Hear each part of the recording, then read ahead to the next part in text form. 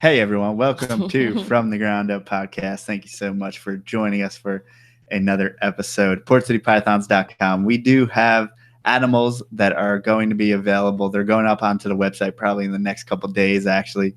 We have Florida king snakes that are het hypo lavender mosaic, as well as we are going to have a bunch of corn snake babies available very, very soon. Springtails on eBay. Yeah, other than that, in less than 3 weeks, we'll be at Havre de Grace in Maryland, August 10th.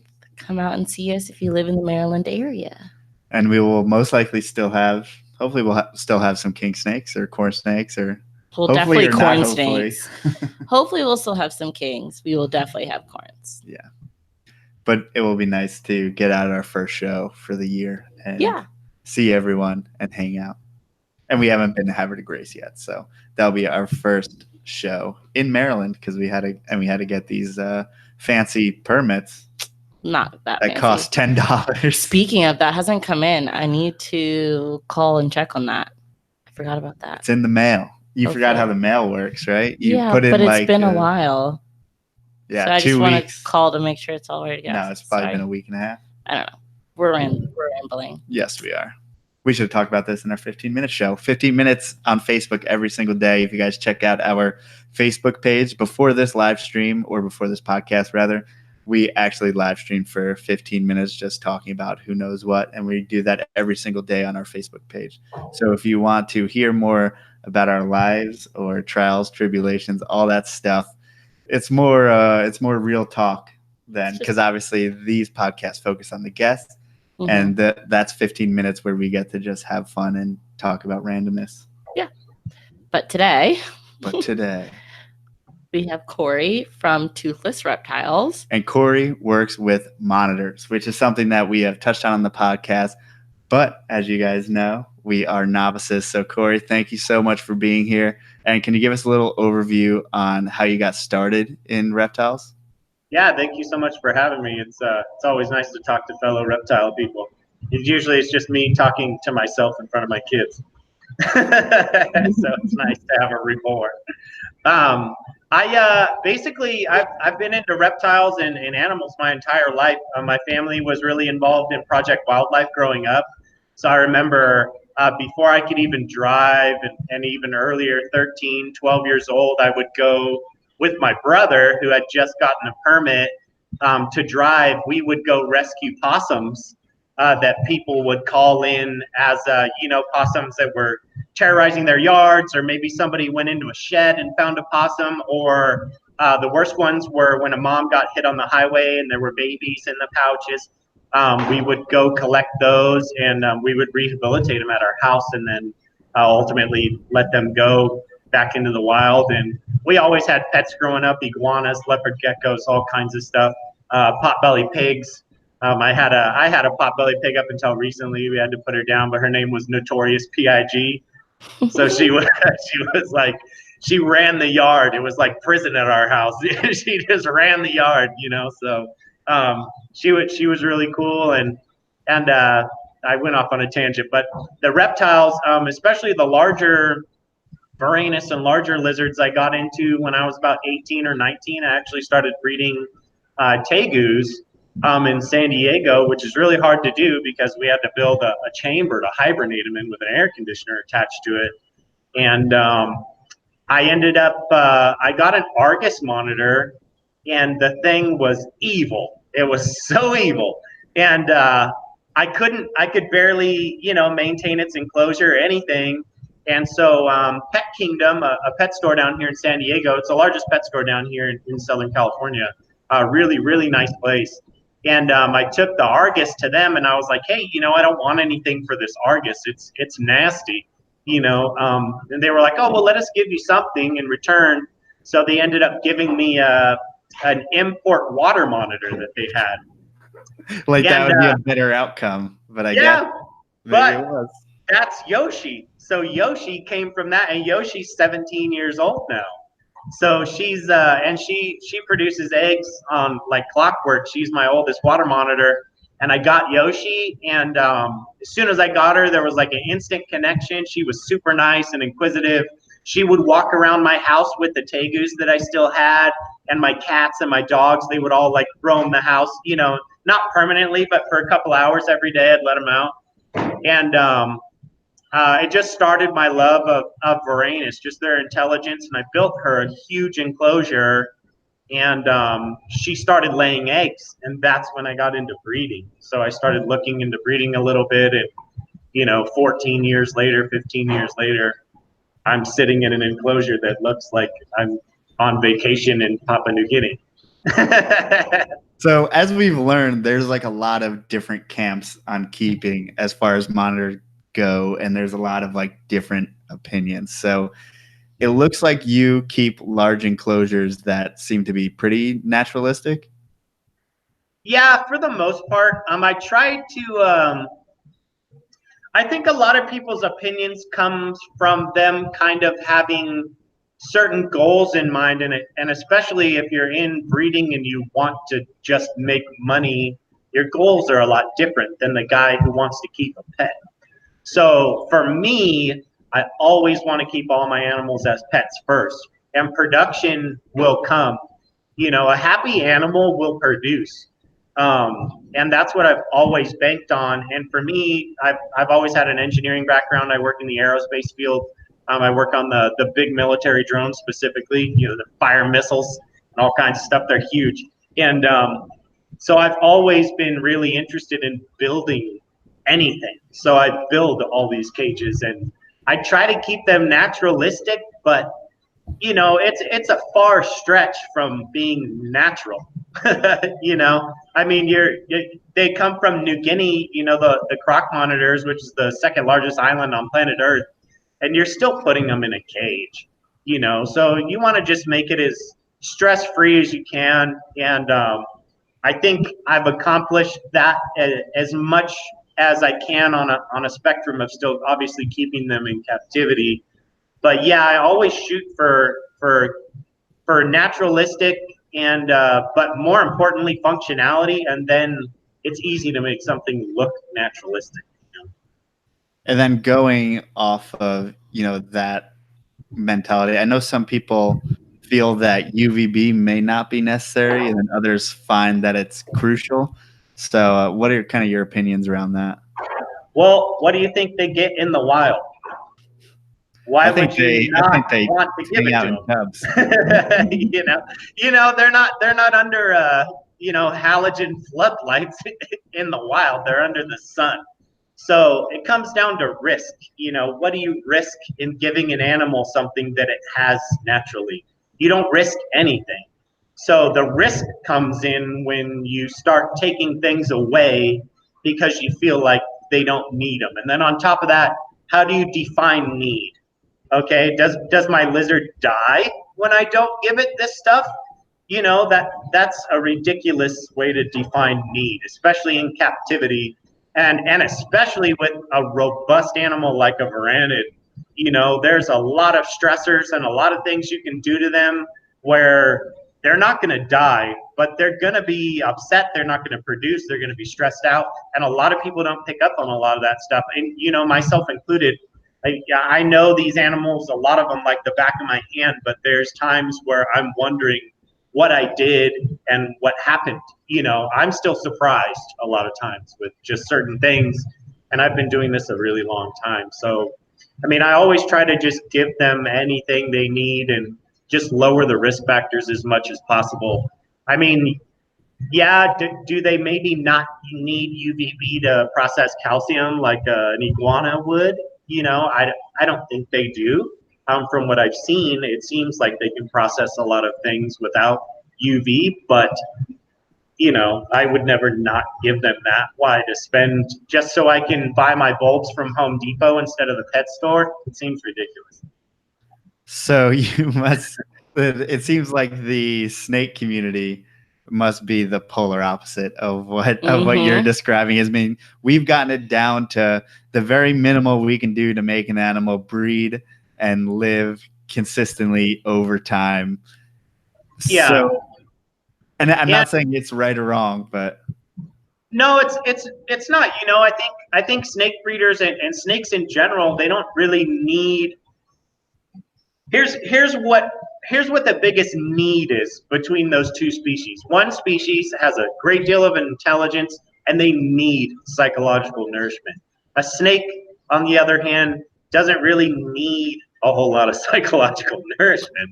You know, if there was one need that was between those two, I would say the nourishment factor. I mean, obviously there is a spectrum where you have snakes that are, you know, more prone to being handled and they've been trained to where people pick up on them maybe having a personality trait, or, oh, my snake loves me and doesn't like that thing.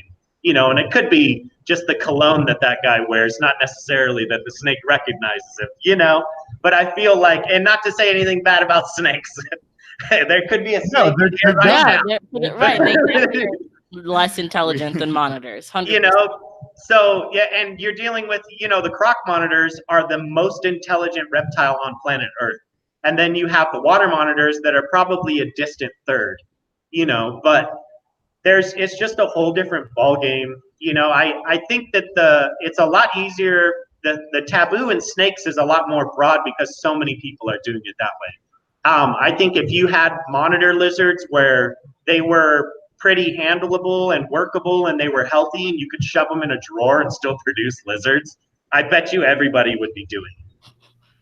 Yeah, that's unfortunate how you can, you know, if you give someone a shortcut, they're going to take it. Yeah. So, but speaking of like the mental acuity of the monitor, what are your interactions like? Like, how do you build this relationship? Or if you don't at all, let me know. Some animals you have to realize aren't going to get to a certain place. And I think realizing that they have a limit on the level of interactions you're going to have is going to set you leaps and bounds ahead of you having expectations that are never going to be met. So, like, I have an almost 8-foot wild caught black dragon from Thailand. He's my breeding male. His job is to breed. That's his job. My job is to take care of him and keep him healthy. Aside from that, that is where our relationship ends. We have a level of respect where when I'm working in the cage, he's at the bottom of the pond and he stays down there the whole time. He knows that if he comes up out of the pond, I leave. So he'll stay in the pond, wait for noises to stop, then he'll come back out. He knows that the cage is done being serviced or whatever. But he's never going to be a tame animal. I never want him to be a tame animal. He's a great breeder. He's not aggressive towards the females. He serves a purpose. He does it really well. He's in the largest of all the water monitor enclosures. So his enclosure is 12 feet deep, 8 feet wide, and 8 feet tall. And he has the largest pond of the water monitors. So he's well taken care of, and he's huge. So he eats well and he breeds well. But with other animals like Onyx, she expects a certain amount of interaction, and I expect to have a result from those interactions. So she came to me with a really good temperament, and my job is now to maintain that temperament, continue psychological enrichment enough to where she doesn't resent me as an owner. Because they will hold grudges. Like if I take Onyx to the vet for an x-ray, as gentle as it is, and Dr. Jenkins is very gentle with the animals, she does not like getting thrown in a tote and put in a car and taken to the vet. So she will hate me for 2 weeks. And that's just how it is, you know? So I have to be careful around her for 2 weeks. She'll tail whip and huff and puff and she won't eat. But after that, she starts to regress back into her normal habits, and she's good to go. And I think the biggest thing is giving the animals the respect first and then seeing what they give you back. Because if you force yourself on an animal to try to gain respect where there is none to be gained, you're going to get clipped. And by clipped, I mean bit and sent to the hospital. So, especially with the croc monitors, I mean, they have the worst bite of any land lizard, you know, right next to the Komodos. And there's actually a huge, almost 8-foot male croc that's at the top up here. So if you see it creeping down, warn me. Please tell me. It'd make for a great podcast, but I would have to leave right away. Don't want that to happen. That is wild. So that's definitely an animal to where I've heard so many mixed opinions on croc monitors. Yeah. To where, I mean, obviously a very, very dangerous animal. Yeah. Yeah, there's a reason they're the most advanced species to keep in captivity. And it's not necessarily that their requirements to keep them healthy is crazy. You know, you definitely don't need a 30 by 60 steel building with 16-foot tall enclosures and full-size king palms. You know, I just did that because I'm an extremist when it comes to my animals. But the biggest thing that I see with the croc monitors is they always know more than you as a keeper. You know, they're thinking about all this stuff all day, and you're at work and you have kids and you're doing other things. You're not thinking about this all day. They know, they're thinking about it all day. So if there's ever a change to their habitat that they don't like or whatever, they can relate it straight to you. It's just a totally different level of intelligence where you have to think of it. You have to think of it as a relationship, and not all relationships are good, you know, and a lot of them take a lot of work. I'm married, trust me. So, you know, it's just one of those things where if there's no forgiving when you have a croc monitor. If it bites you, that's it. And that's going to ruin your confidence in your interactions with that animal, probably for the rest of its existence, because you're always going to be scared. But on the flip side, if you have a croc monitor that you develop a nice rapport with, and they're not stressed out, you keep them out of stressful situations, you know, they're really, really awesome lizards. It's just the average keeper is not going to do well with a croc monitor. They're just not. Right. So if someone were to buy a croc monitor for you, are there certain things you tell them in the beginning, certain ways they should act or things they should do, since that, you know, relationship isn't built yet? You know, like when you first start dating someone, you don't show your true self yet. And, is there something? Yeah, you keep it on the down low. You make sure you delete all your ex-boyfriend's pics off of your stuff.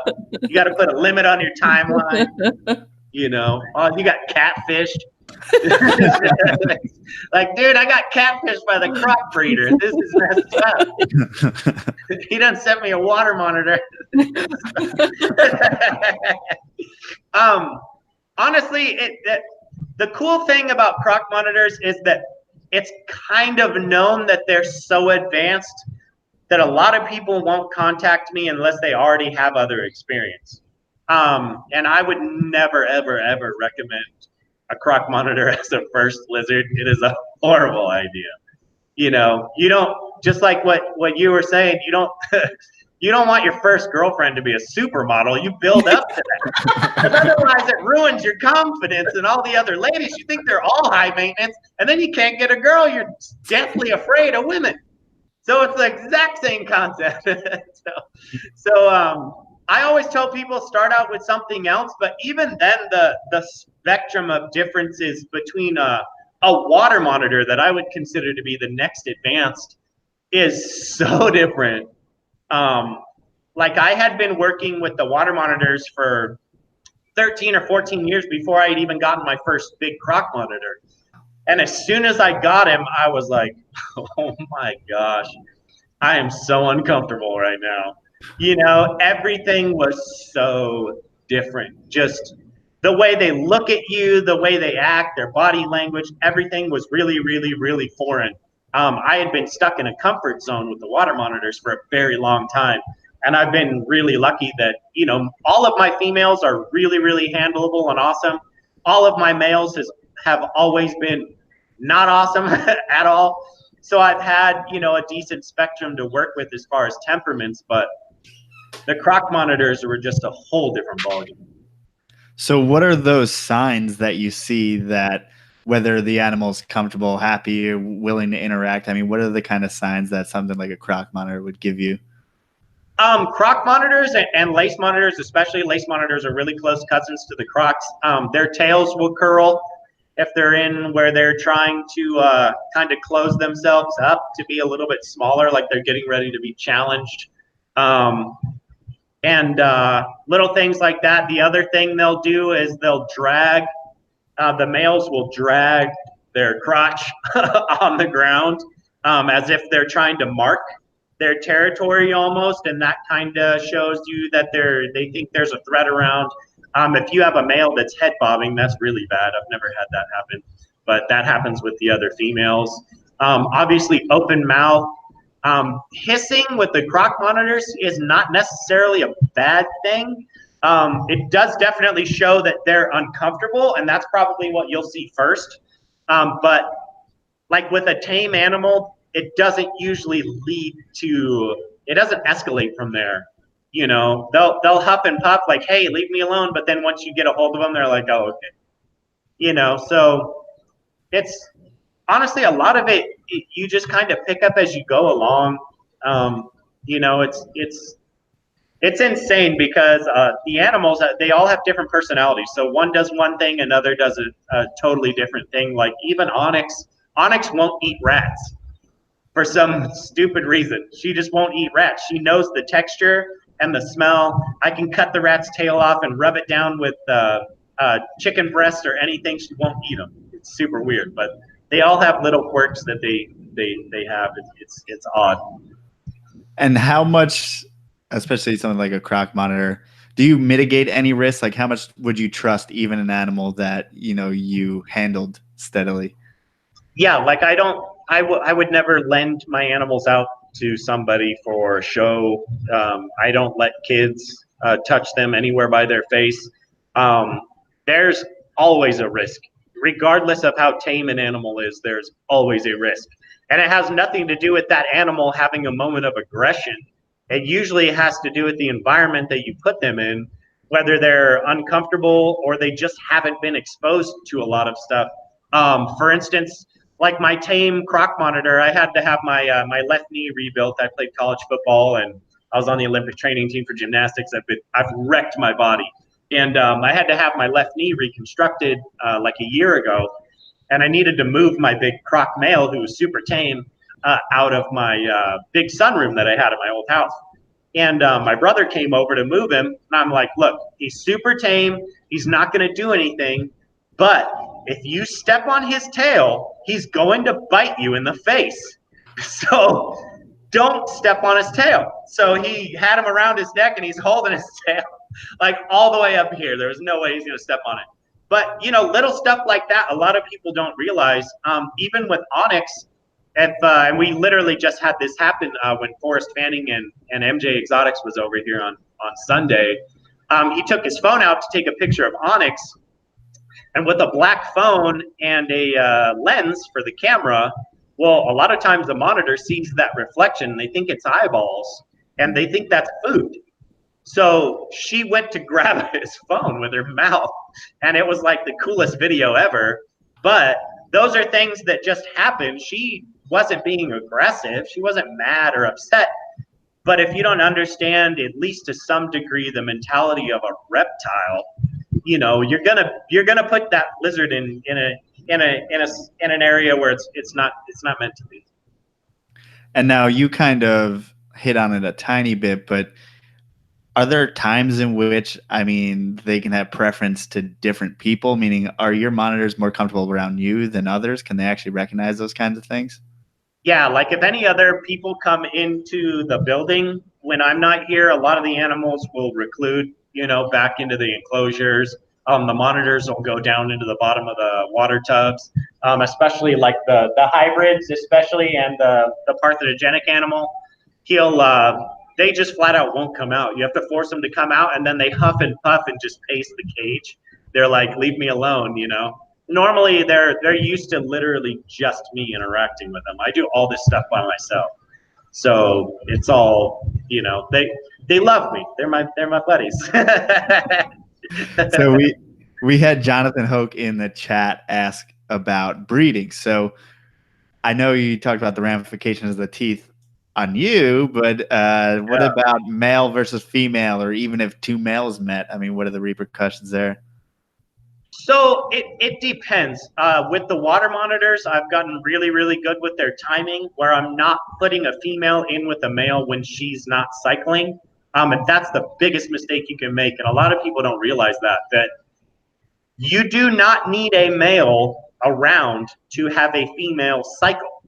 So you can get a female water monitor, get them in a nice enclosure, feed them well, get their habitat set up perfectly for breeding, and they will start cycling. Then as soon as they start laying eggs, that's when you start your ground zero for timing to, okay, a month from now, month and a half from now, she should be receptive.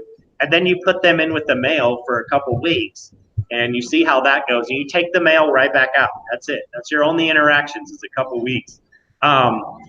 You get issues with people who leave the croc or leave their water monitors or males and females together either when the female's not cycling or after the female's done with a male, or the worst is when the female's trying to nest. So they become very territorial over that entire enclosure because that becomes a nesting site.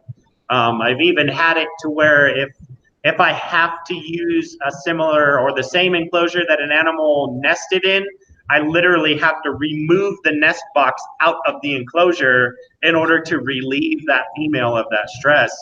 So she now doesn't recognize that enclosure as a lay area and she'll breed. But usually it's the females that are more aggressive towards the males, and then the males get pissed and they retaliate, and then you have issues. The water monitors will grab and actually tear, which is horrible. We've had to have surgery on females multiple times to have them reconstructed. Usually they end up grabbing an arm almost always, right in the armpit area, and they'll tear the pec muscle underneath as well. And Dr. Jeff Jenkins at Avian and Exotics Animal Hospital here in San Diego is amazing. So he always helps us out. And the croc monitors are a lot more intelligent. If they have an issue with another monitor to where they need to use aggression, they literally nip and let go, and that's it. So they don't grab on to tear. They're not trying to hurt anybody or kill anyone. It's literally just a, hey, leave me alone. I'm the dominant one in here. Some of the cool things I've seen is I've literally seen, you know how like on Nat Geo and Animal Planet, you'll see like the two Komodos like wrestling, you know, or there's that famous video where they're like fighting in the middle of the road. Like I had a dominant female that I had, actually the same female who pushed our other animals into parthenogenesis. She was in with another male and they just started going at it, wrestling. Didn't bite each other, no nothing. And our other male was a big sulfur male. And yeah, it was really cool to see, but usually the interactions aren't like that. So it was really weird to see, why did they decide to wrestle as opposed to normally it's a totally different thing. That's the only time I've ever had two monitors like, no, let's just wrestle this out. You know? Did you think maybe, was she a proven female, or did you think that's where my brain went or too? something like that? That was exactly where my brain went. So she was actually sold to us by Nerd as a proven male, and then she laid eggs a year later. So very proven. Yeah, which I don't understand. She was 6 feet when we got her, so there was no reason why she couldn't have been sexed. But so we had put them together, and she had laid eggs before that, and we were seeing if she would possibly breed with a larger male, because she wouldn't breed with anybody because she was massive, and she wouldn't. That was the last interaction we had, was with that big male, and they just wrestled, and she never submitted. And I'm like, this isn't worth it. You know, I don't need the animals to breed. I don't pay my bills with the breeding that they do. So if we have something where something's iffy, or I don't think it's healthy for the animals, or we have an aggressive reaction, I separate the animals. It's not worth it. You know, try again in a week or whatever, or maybe we won't try again at all. It doesn't matter. So they're pets first and foremost. Do you experience anything with your females like egg binding? Yeah, we've had that happen once, but it wasn't actually here. So we had an issue with Akbar Akram, who I don't know if you've heard of, but he's a lizard flipper. He's like 43 years old and still flips lizards for some reason. But he sent a female to us, black dragon female, and it ended up passing away less than 2 months later. And it actually laid a calcified rock hard egg in the cage. And we were like, that's weird, you know, and then it was having contractions, but nothing was coming out. So we took it into Dr. Jenkins. Dr. Jenkins gave it some medicine to kind of stop the contractions because the eggs were so old and calcified that they had become abrasive. So they were grafting themselves to the cervix or the cloaca. And so we had scheduled an emergency surgery for the next day, and she ended up passing away that night. But that was the only issue I've ever had with egg binding. Once the females get to a certain size, they're usually pretty good about being able to pass pretty much anything. And then on top of that, if you, like, for the people listening who want to breed the water monitors, you want your animal to lay probably at least 2 clutches of slugs before you start breeding it. You figure that a fertile egg doesn't change size, regardless of the size of the lizard. The egg is a constant. So whether your lizard is this big, it's going to lay an egg the size of a chicken egg. Or if it's a 20-foot lizard, it's still going to lay an egg the size of a chicken egg. So if you have a female that's only 4 feet and, oh yeah, it's cycling, like I can breed it. Yeah, you can, but it's really, really risky, you know, because you're essentially doubling, tripling the size of those eggs that are passing now, and an animal is not necessarily ready to take that on. So it's one of those things where I tell people, if you really want to breed, get a female, get her in an enclosure, get her cycling. All of our information on how we breed our water monitors and set up all of our stuff is all on our YouTube channel. You can literally search our YouTube channel for the words how to, and it brings up all the how-to videos on everything. And you get them cycling. As soon as they start cycling, they go through a big hormonal jump. So they start growing a lot, you know. So you figure 6 months down the road, she's probably going to be another foot longer. If she's in good conditions, and if she's in good enough conditions to cycle, she's in good conditions. They're not going to cycle if they're not in good conditions. So that's one of the things. You just need to be patient. There's so many people who aren't. I mean, 100% of the people who have bought breeding pairs from me do not breed them. 100%. I've never seen anyone who's bought, you know, a breeding pair of animals actually spend all the time it takes, not get, you know, complacent and then just sell them off or get bored and do something else. I've never seen it happen, literally zero. So, you know, people always ask me, oh, well, why are you so, you know, fluid about helping other people breed? It's because it doesn't matter, you know, and nobody's going to do it. You know, if somebody was down the street and wanted to breed water monitors, I would be more psyched about it than them. I'd be over there all like, oh, dude, let's change this. Or, dude, I went to Home Depot last week. I got you this new thing, you know, or whatever. Like, I don't care. Like, I'm all about it. So, you know, it really doesn't matter to me. But that's the thing I see. People get impatient and they want it now, you know, and that's kind of our mentality with everything. But you just can't do it with live animals. It's just not possible. Yeah, we had that conversation not too long ago where something happened. She was like, don't you feel weird like telling everyone how to do this? Then everyone can just do this. You know, everyone can put out springtails on eBay. It's really not that hard. I was like, don't worry. No one actually follows through on anything. Like, that's what, yeah, you got to be into it and you got to be patient, especially with something like snakes or monitors. You know, snakes at least 3 years. How many people have the attention span to stick with something for 3 years? Very little, unless you really love it. And stable enough life. Yeah, that's a big thing too, especially with monitors. How can you you can't be moving all the that you're going to be able to keep this thing throughout every life stage, and then 2 of them, you know? Yeah, it's hard to do, but if you have a technical background with the monitors, at least it's a little easier if you have the resources to put in all the work in the beginning. Like, the water system's all on a filter and chiller. It's all automated. The misting system's all automated. I have Wi-Fi hygrometers in the cages So it'll alert me if the humidity gets below 50%, and I can turn the misting system on from my cell phone while I'm at work. You know, plus there's 16 4K cameras with color night vision in here. I don't ever have to interrupt lizards to know what they're doing. So there's no instances where it's like confirmation bias, where I'm thinking, oh, this lizard's always in the back of the enclosure. No, that lizard's not always in the back of the enclosure. It just hears you jiggle the doorknob, and it goes to the back of the friggin' enclosure every single time you come in the building. But it's out chilling, doing backflips and learning how to dance when you're not here, but you have to look at it on the cameras. Right. You know, so it's like you have to be involved as much as you can without being involved too much, you know. And a lot of this stuff it's real basic. It's just, you know, you have to have a mentality for it, and you have to automate as much stuff as you can.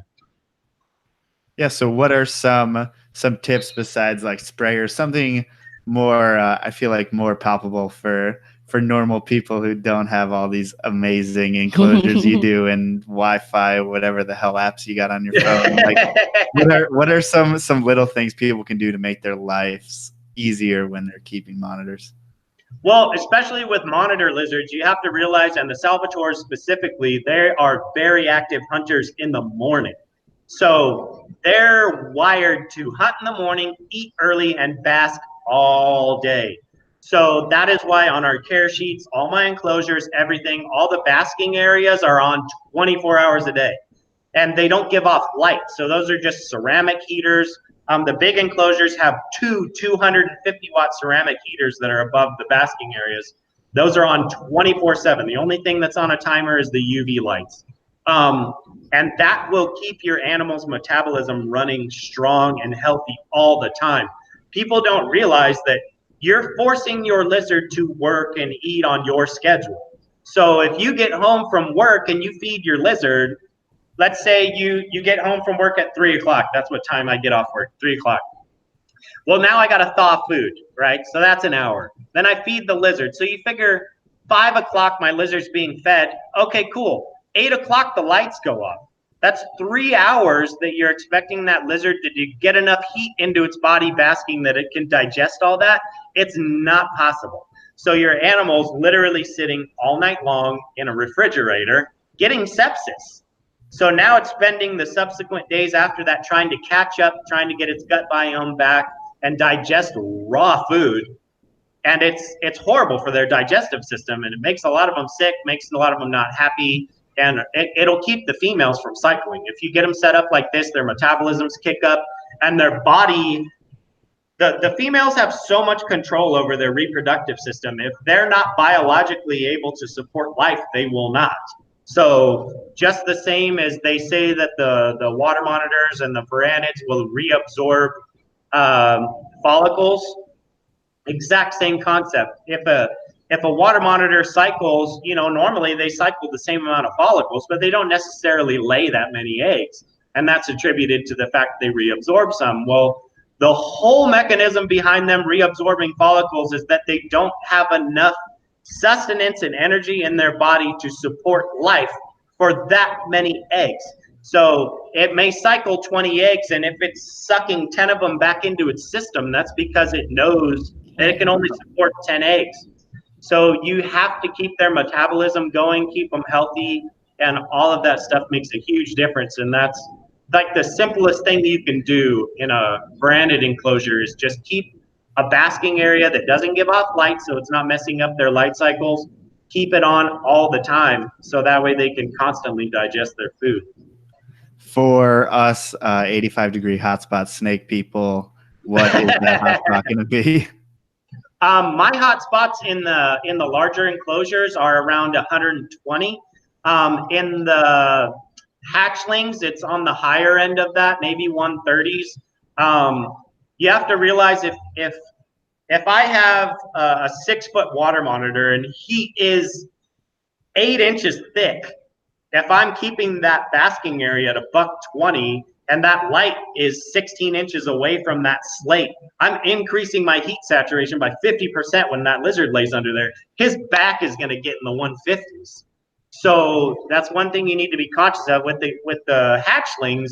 It's not so much of a concern because they're so thin and the bulbs are so much farther away. They're not taking up as much space. But with the larger animals, you can keep a lower basking area. And it doesn't necessarily mean they're getting less heat. Gotcha. Yeah. And now, what is the typical? Because obviously you said that it's going to get cooler during the night. So what is your typical cycle time-wise with heat? So the nights it'll have a natural cool down in the enclosures just based on the ambient outside the enclosures. But typically that in the cold areas, you're still only going to see high 70s. So it's not way colder, and you still have that basking area that's on all the time. So the animal has that spectrum of being able to take whatever it wants.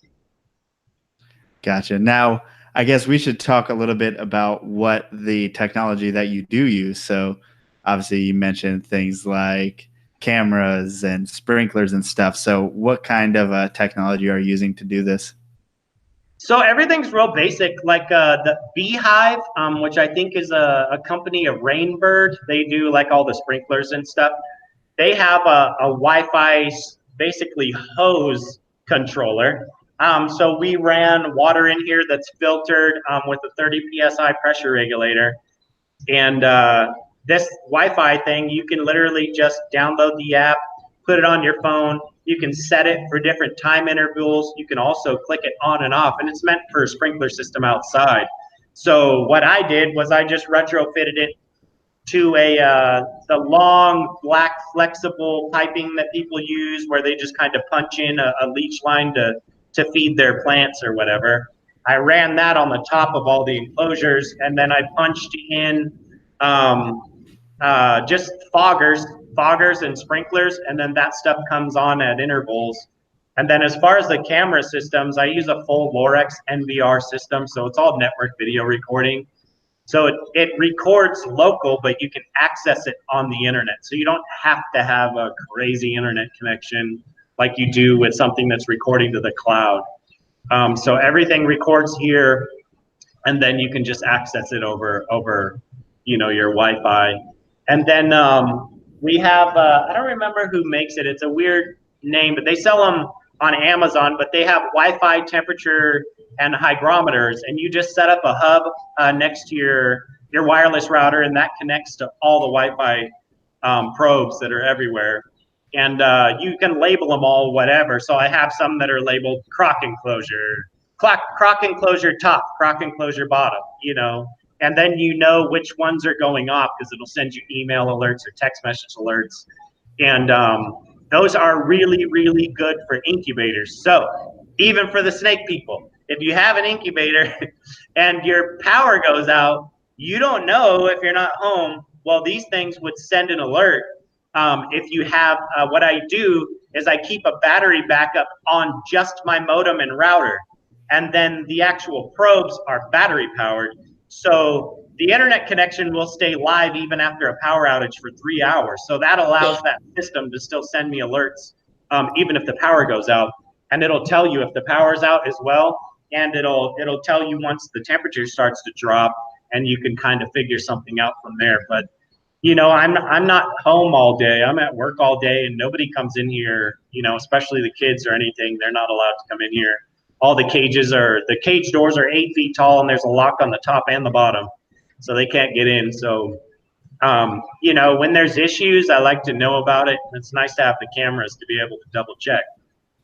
Yeah, we were just talking about that. Yesterday? Yeah. We were talking about, keeping the temperature and everything in the room and how we could control it from away. So, because we were scared just to go away from one day because we don't have any way to remotely adjust temperature, even if we don't have much way to cool our room. We have ways to heat it up. We don't have many ways to cool our room. Yeah. So we were kind of freaking out about. But it'd be nice, it's nice to know when it drops. Now, obviously, if it drops, we would then have to have the heater on controlled something. But we should get. It's something that we're trying to move to more so to give us more freedom. Yeah. So if you remember the brand, let us know. Lacrosse. I just remembered. Okay, perfect. It's like LACROSS CROSSE or something like that, Lacrosse Technologies.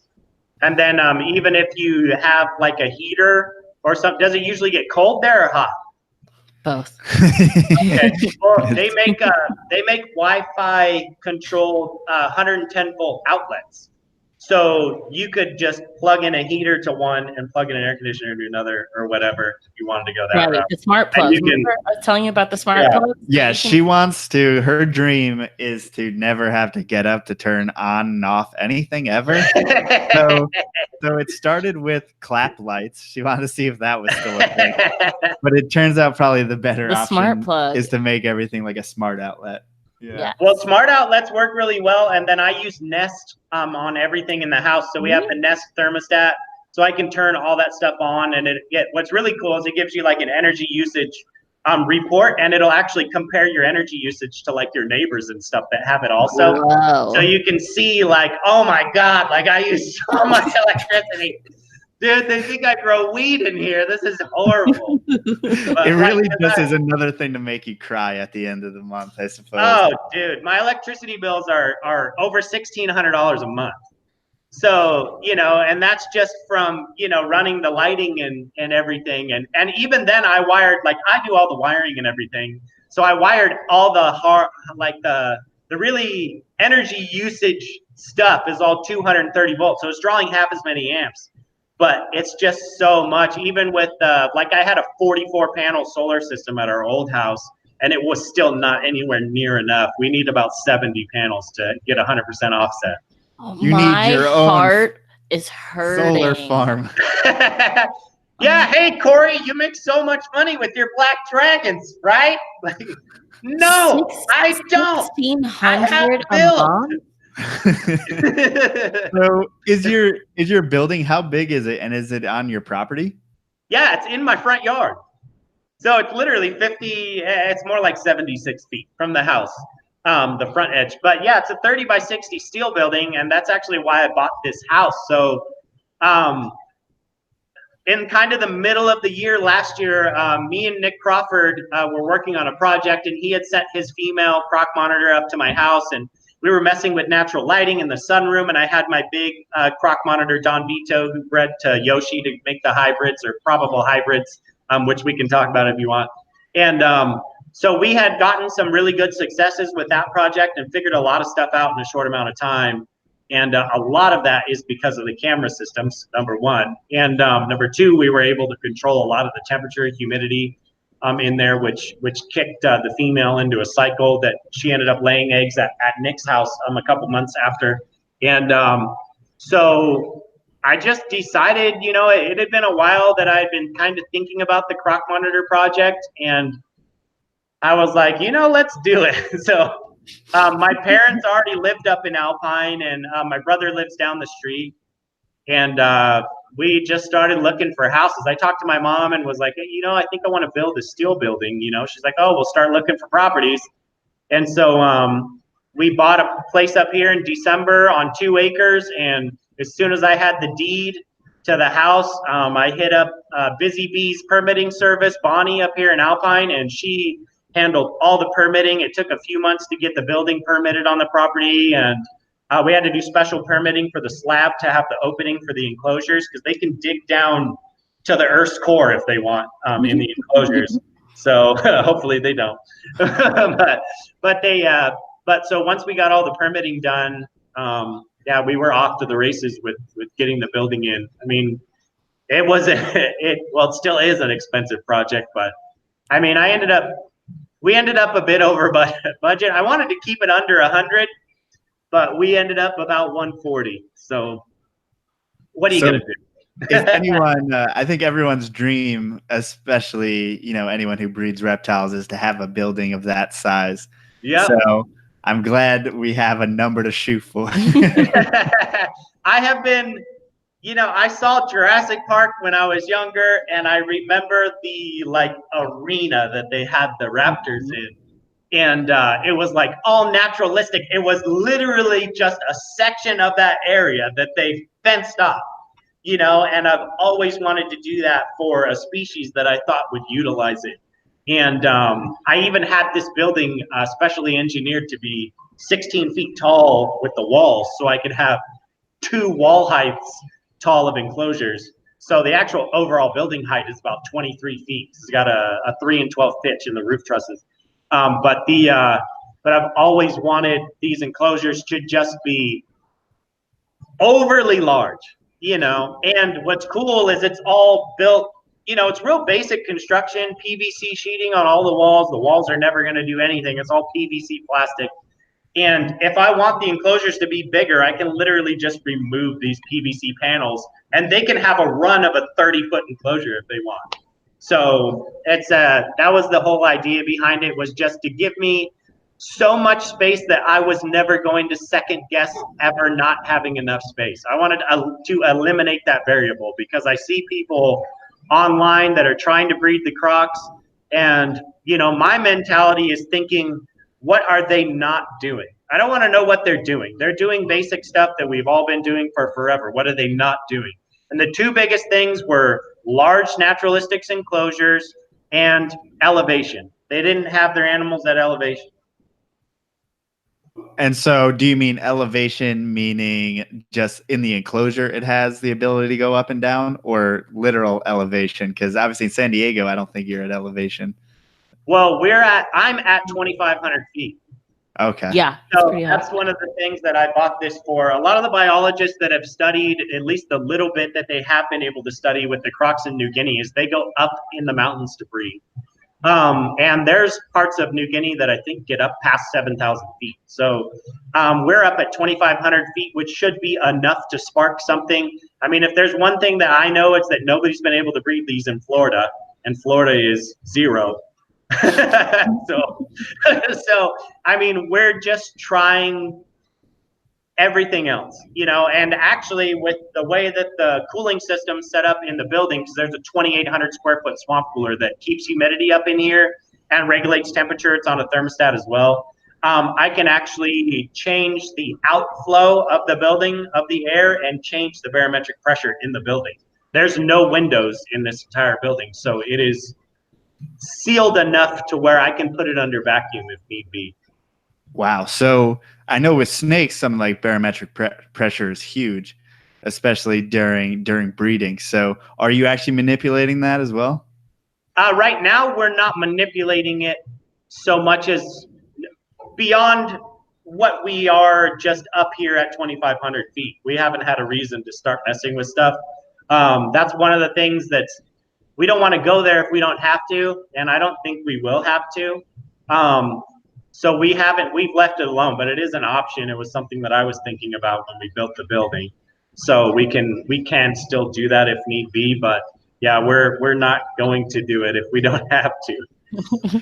A little background on croc monitors, like how many have been bred in captivity? How successful are people, or is there anyone doing it consistently? There's no one that's done it consistently in a really long time. I want to say there was someone,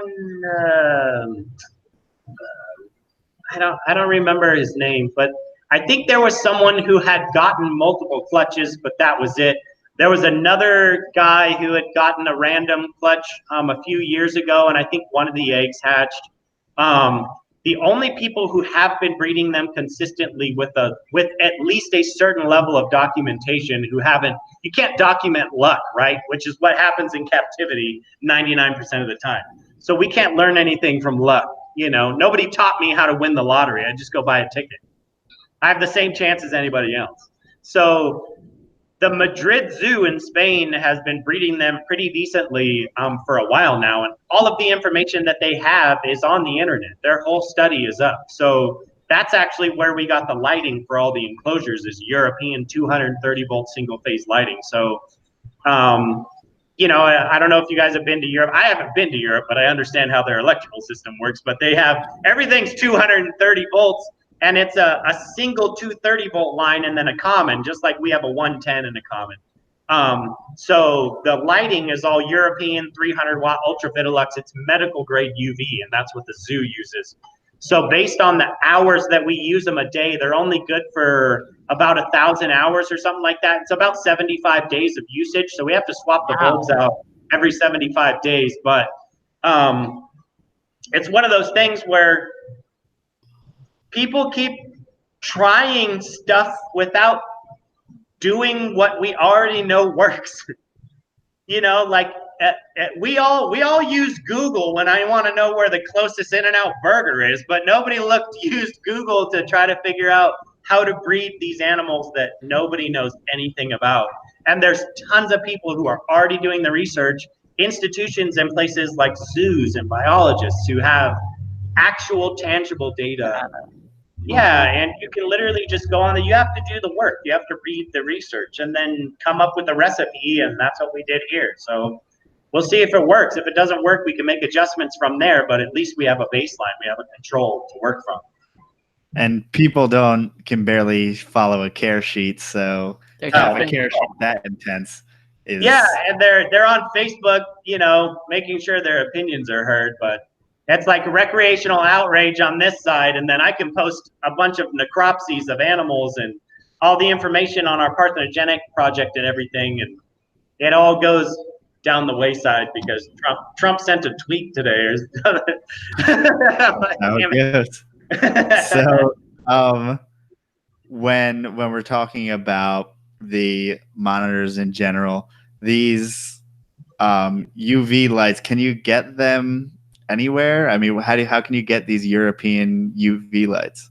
So I had to order them from Europe, and then they shipped them. It took a few weeks to get them. I ordered, I think, like 15 of them, and so I have a bunch of extras. But more than that, you can't wire them here. The hertz, the frequency of the wiring that we have is different. So U.S. wiring is 60 hertz. It's a frequency at which it's kind of like the refresh rate of a computer screen. It's a refresh rate of an electrical system. So right now, they're actually running on US 230 volt, which is basically you take your hot wire and your common, and you run a 110 volt to both sides of the bulb, and it'll spark it. But we're actually still waiting on our converter to come in, which will convert those to 50 hertz, which is what the European has.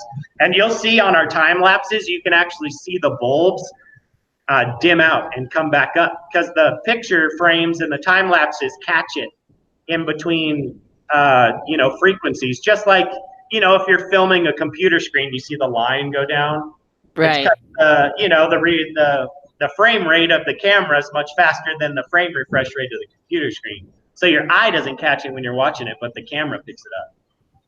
Right. And so this is just so thought out to a meticulous level that I didn't even ever and it's imagine. Surprising that I'm obviously no, it's awesome. Obviously, like, breeders have a lot to learn and everything, but in my eyes, and like, if this zoo in Spain is doing it, why aren't other zoos catching on and following? I understand breeders not being able to mimic what the zoo is doing, but I'm surprised I guess other it all zoos comes down to resources, whether why it's can't private or the other zoos public. do it. There's huge. I don't know.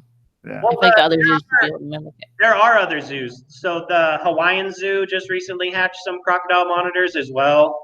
And there's other zoos. I don't necessarily think all the zoos have resources for extra projects, especially something that's, we find it cool, but the average person isn't going to care. They go to the zoo to see the koalas, and they don't have any issues breeding the koalas. So, you're going to go where the money's at. So, they're not going to dump a bunch of resources into breeding something, especially when they're not necessarily an endangered species. They're the top of their food chain in New Guinea. They're the prime predator there, aside from the humans, the indigenous that live there. So, it would be that, you look at the Komodo projects. There's a lot more zoos involved in the Komodo projects. They're a protected species. They're becoming, more and more scarce in the islands that they're on. I think there's only 5 islands they can find them on, which you find water monitors on those same islands because they swim just like the Komodos had to. And but their habitat is going to crap, so they don't have a lot of food anymore. And even the zoos, they can breed them, but they have to terminate the males before they hatch. So why? Because the breeding population in captivity, we need females. We don't need males. And obviously, it's a lot more taboo to terminate a live animal that just hatched after you sex it than it is to terminate egg. So like the LA Zoo, like we've been doing DNA sexing for a while, which is, I don't understand why people don't do it, or there's so many people who think that they're involved in reptiles and the sciences and have no clue what's going on outside behind the scenes. But the LA Zoo actually sexes the Komodos in the eggs off a single drop of blood, and then they pick out which animals. They allow a certain percentage of the clutch to hatch out naturally, just finding out after they hatch whether they're male or female. Otherwise, the ones that come back male, they've had a really, really good success rate with accuracy with that, so they terminate those and they hatch out the females. The Varanus, especially in captivity, a huge portion of the animals that hatch out of any clutch are male. There's not a whole lot of females. So if you have 10 eggs, you're going to get maybe 2 or 3 females in that clutch. 20, you might get 4. It's like, it's just not very common. I have a couple questions off of that. So do they take the blood from like the veins in the egg or from the embryo? How are they doing that? Yeah, so they take it from the veins in the egg, and we actually do DNA testing on the eggshell as well, because there's a membrane that's on there, and that's the amniotic sac, and that actually carries the DNA of the animal too. So, but what they do is they candle the egg from underneath. They take a normal pencil, and they'll outline the largest blood vessel that they think that they can get to on both sides. So it looks kind of like a track. And they wait, obviously, quite a few months into incubation to where you have a solid vascular system to work with. And then they take a really small insulin needle, and they get in there and they draw 0.01 cc's or something. It's literally a drop of blood. And they actually seal the hole back up with Elmer's glue, which is funny. And because Elmer's glue is non-toxic, and a lot of times the blood will clot anyway, and when they have had issues, the vascular system in the egg actually recovers itself. So you'll see like the vein will actually move over a bit away from the egg portion that's damaged, which is really cool. So they have like a healing effect inside the egg still. But from the ones that they can't get blood from, I guess usually the blood that just seeps out of the opening is enough to get on the test strips. And then they test them with they have primers that are specific to the Komodo that were derived from the avian species DNA sexing. And they use those to sex them. And then, they Elmer's glue them up, put them back into incubation, and they're good to go. That's wild.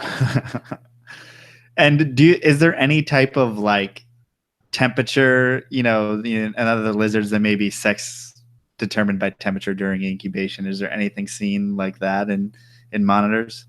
I haven't seen anything that would be like that. I think more research needs to be done, because a lot of the temperatures that people are incubating their monitor lizards at are very, very hot, like 85, 86 degrees. Yeah, you're cutting down the incubation time, because obviously you're at a production, you have a business, you want these animals to hatch out in 6.5 months instead of 9 months. But you're leaving a lot on the table as far as development, animal health, lung development, success as far as hatch rate increases when you go down in temperatures. Anybody who breeds water monitors, John Adrana, especially John Adrana, he breeds water monitors, the Kamingis especially, and he has a lot of good data on this stuff. And if you temperature where a water monitor lays its eggs at, it's 78 degrees. So we dumped our incubation temperatures down to 80. And honestly, the animals come out larger, the eggs are larger when they're done incubating. And it literally, so this was the issue that we had, was we knew that when we played with temperatures on the higher range, that we were getting 1 to 2 weeks of extra incubation time per every degree variation that we had in incubation temperature. So if we had dropped down to 80 degrees from 85 degrees, we should see a 10-week increase possibly. At least 5 weeks, a month and a half probably. But no, we literally saw 2 weeks in incubation change. So that was one of our very first inklings into it. This is ridiculous that you're incubating at 85 degrees. It's not making the animals hatch any faster. 2 weeks is not enough of a variation to merit the risk involved in cooking a lizard alive to make it hatch faster, especially when you look at, you know, the long-term health side effects that could be associated with, and you're trying to keep a customer happy. I mean, it could, you're affecting the initial development of a very complex animal that's gone through millions of years of evolution, and it's stupid to think that that won't have an effect. You know, and there's a reason why these animals in the wild are, you know, their hatch dates are up to 320 days. It Wow. takes to hatch the animals. So if you're consistently getting animals to hatch at 6 months or 7 months, that's wrong. You're doing something wrong. You know, so we started playing with the incubation temps, and it's done nothing but serve us well. Awesome. And as far as sorry, I want to backtrack a little bit. But the croc monitors, you must be dependent on like wild caught individuals coming in. Not necessarily. We have captive born and bred animals, but they're from Europe. And honestly, who knows if they're actually captive born and bred animals? But that's what the paperwork says. I mean, that's just the reality of the business we're in. But ultimately, I want wild caught animals. Wild caught animals are going to give you the best reactions to things you're doing in the enclosures that are correct. So they've had an experience in the wild. They know what they like. They know what to look for.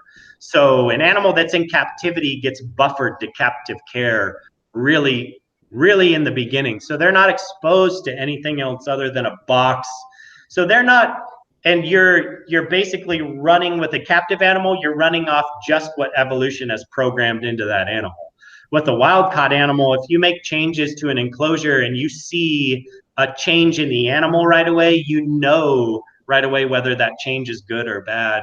It's harder to see that in a captive animal because they're so used to your interactions and your changes and being in a, you know, a sub-natural environment. So, and what we're ultimately trying to do, like what you brought up before, is we're trying to create a naturalistic environment. The only way we can tell what's naturalistic is by watching the animal's reaction to the conditions we're giving them. And if that animal doesn't have anything to gauge it on, we're shooting in the dark just as much as that animal is. So, I mean, I personally don't, you know, I don't import anything, but I have wild caught animals. But I would never, you know, I'm not trying to bring in more wild caught animals. I honestly, I don't want any more lizards.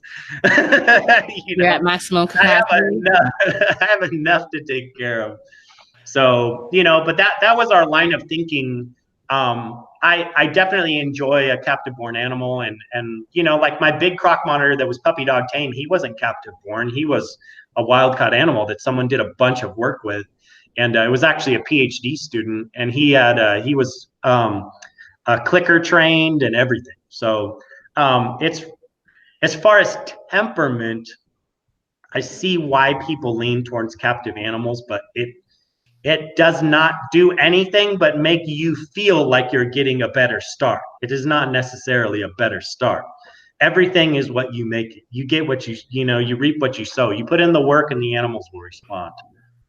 Yeah, and a lot of that is, as far as where the question's coming from, is because a lot of snake people say, scrub python people, they believe that the most pivotal thing, because they're working with wild-caught animals, is getting an animal as young as possible. And for whatever reason, they see more success with an animal that hasn't been exposed. Right, yeah. So for whatever reason in that species, they're looking for animals who don't have that, whatever that imprint is, so we can easily put it in a tub, I suppose, and leave it alone, and hopefully it will breed. But it's seeing, or you're saying that may not have an effect, or, you know, do you think that would help you with breeding at all if you got a fresh wild caught animal in comparison to, you know, a yearling or something that's been out there for a bit? I don't think so in my situation. I would imagine in the snake situation, the biggest issue is that those snakes aren't living in a box in captivity, or I mean, in the wild. So you would need to get an animal small enough to condition it to a box so that way it would still function. If you take an animal out of the wild who's larger and you put it in a box, it's going to be stressed out, probably stop eating and die. If you get, you know, a wild caught monitor lizard and you put it in and like say you got one of those bigger ones that the people didn't want, and you put it in something like this, it would probably have a much different effect. Yeah. So I think sometimes people pick animals based on the level of care that they know that they're going to get, which is minimalistic a lot of times. But for me, I'm not doing anything minimalistic. This is the largest croc monitor enclosure anybody's ever built in captivity. So for me, I'd rather have a wild caught animal and give it something. If I need to, I'll go bigger, because I want to know what I'm doing right and what I'm doing wrong. But I think that if you got a smaller animal that was wild caught, it'd be the same difference as getting a smaller animal that was captive bred. I mean, they're not running on anything but instinct until they get older. So they're not taking in a whole lot of their environment. I don't think it would make that big of a difference. Ultimately, the only difference it would make would be handling and temperament. And for me, I don't want that. I don't want an animal that I can handle and stuff. That's usually they don't end up being good breeders. And especially for the croc project, that's just not what I'm looking for. And when you have gotten in wild caught animals in the past, what kind of steps have you done to whether you have to treat it or nurse it back a little bit? Pretty much anything you get out of the wild is going to have parasites. Especially a small animal, they're eating insects. A small animal, their primary diet is insects and amphibians. They sure as hell aren't getting, sorry if I'm not allowed to cuss on your podcast. No, you're fine. So they definitely aren't getting pinkies and rats and chicks. They would never see anything even remotely like that until later on when they're able to take down large prey. Ultimately, I think everybody needs to assume that everything has parasites when you get it. You have to be set up for quarantine. Our wild-caught black dragon had 4 types of parasites when I got it, and that was after the guy who sent it to me told me that he treated it. So you never take people's for their word. It's not worth risking your entire collection just to take somebody else's word that they treated an animal. And a lot of times, these are people who are treating an animal without ever getting it tested or dosing it properly or taking a fecal sample in after they run 3 months of whatever you got to give it. And so they're not double checking. And that animal actually ended up with parasites it had for 6 months. So we treated it once, took it back in for a fecal, still had some in its system. So we treated it again, took it back in for a fecal, it was clear. And then actually 2 years later, it crapped out a huge tapeworm. So we treated it again. So, depending on how long they've had parasites, they can sit in their muscle tissue. So it's not necessarily going to show up in fecal. And so it's one of those things where you have to be diligent. And I mean, dude, we're talking about expensive animals that take a ton of work to care for. Take the thing to the vet and get a vet tech to check its poop. It's like $40. They look at it under a microscope. They're a resource. Use them as a resource. It's not an expense. It's a resource. I think that's the biggest thing. But it's just you gotta get a vet that knows what they're doing and trust him, and that's it. Everything else is easy after that. Keep an animal healthy and everything, especially a wild-caught animal. A wild-caught animal will always seize an opportunity to eat. That's how they have survived to be large enough for somebody to pick them out of the wild and ship in an ice-cold box across an ocean to the United States. They wouldn't have even lived otherwise, and they sure as hell wouldn't have lived in the wild without being robust. So that's the easiest way to develop a relationship with a wild-caught animal is through food, because usually they're going to eat. They're always going to eat. And are you giving those wild-caught animals those amphibians and insects first when they come in, because that's what they were eating out there? I've never had any wild-caught animals that were that small. All my stuff, I never bring in babies of anything, honestly. I don't have the time to work with the babies, and the babies you take a lot of risk when you bring in a baby, especially a croc monitor. The croc monitors have the longest nasal passages of any reptile, so they can get respiratory infections really easy. The water monitors are the same way. They get respiratory infections when they're small, a lot of them, just because they're you know, their passages are small, they get clogged up and they get a bacteria in there and that's it, you know. So it's one of those things where I always work with the adult animals. I don't mind getting a large animal that isn't tame, that's already established in captivity. It's a lot easier to work with. There's a lot less risk involved.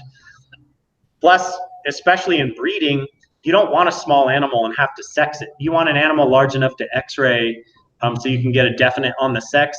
And with cages that are this big, you're not going to get charged in a cage this big.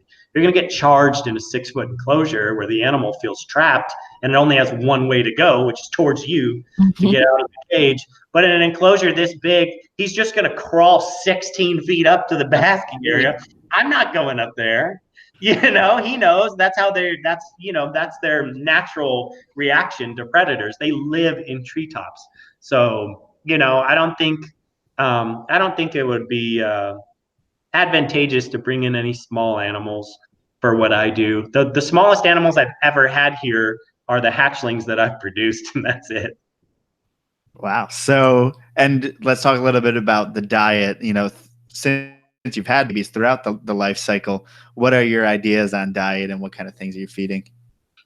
Mostly I feed whole prey. So I'll supplement here and there with, like if an animal is stressed out or they're not eating as well as I think they should, I'll supplement with things like boneless, skinless chicken breasts.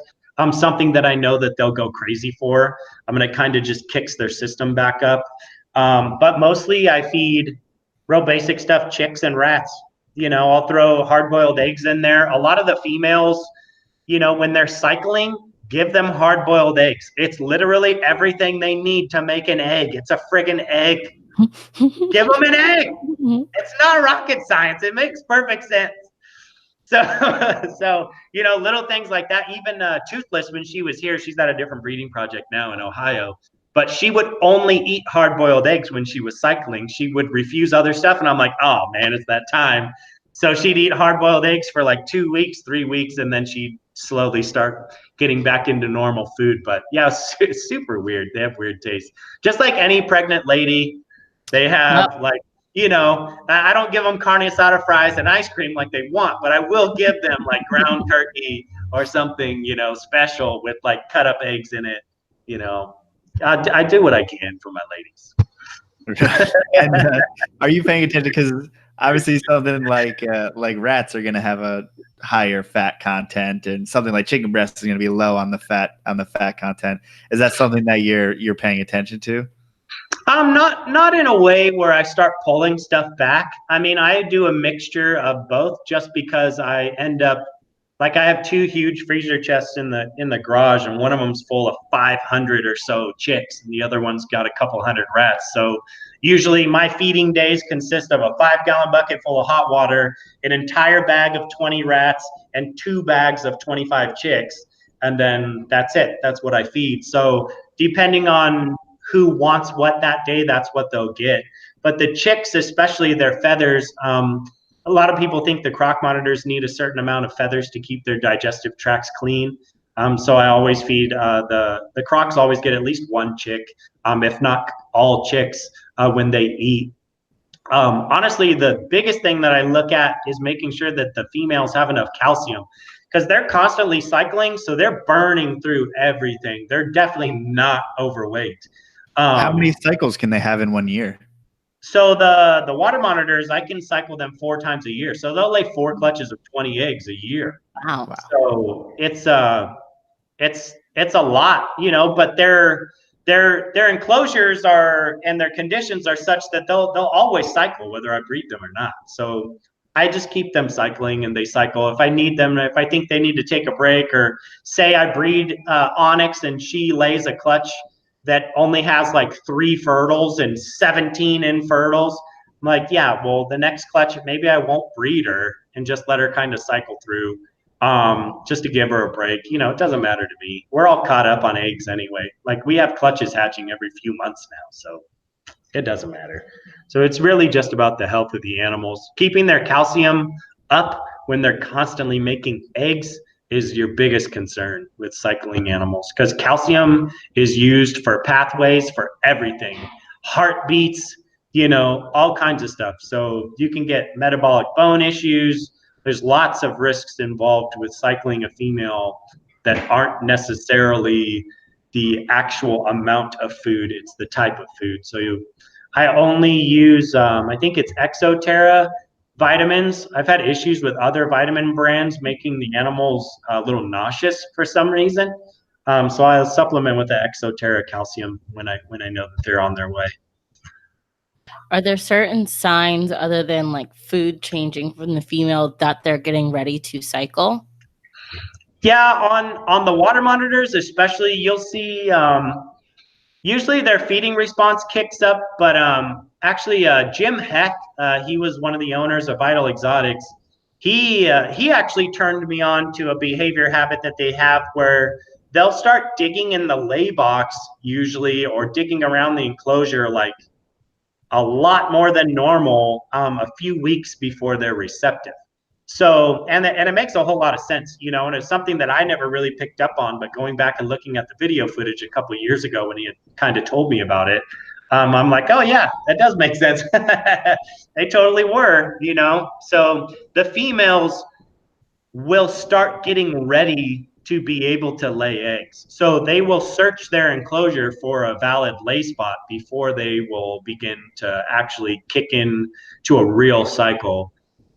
So you'll notice little behavioral things where you'll go in the cage one day and the pond is full of dirt, you know, you're like, oh my gosh, like she dug a friggin' tunnel, like she's got to be close, you know, and then they'll just stop altogether. And usually that means that they're comfortable enough, they've found enough areas, they know that there's options, and they're good to go.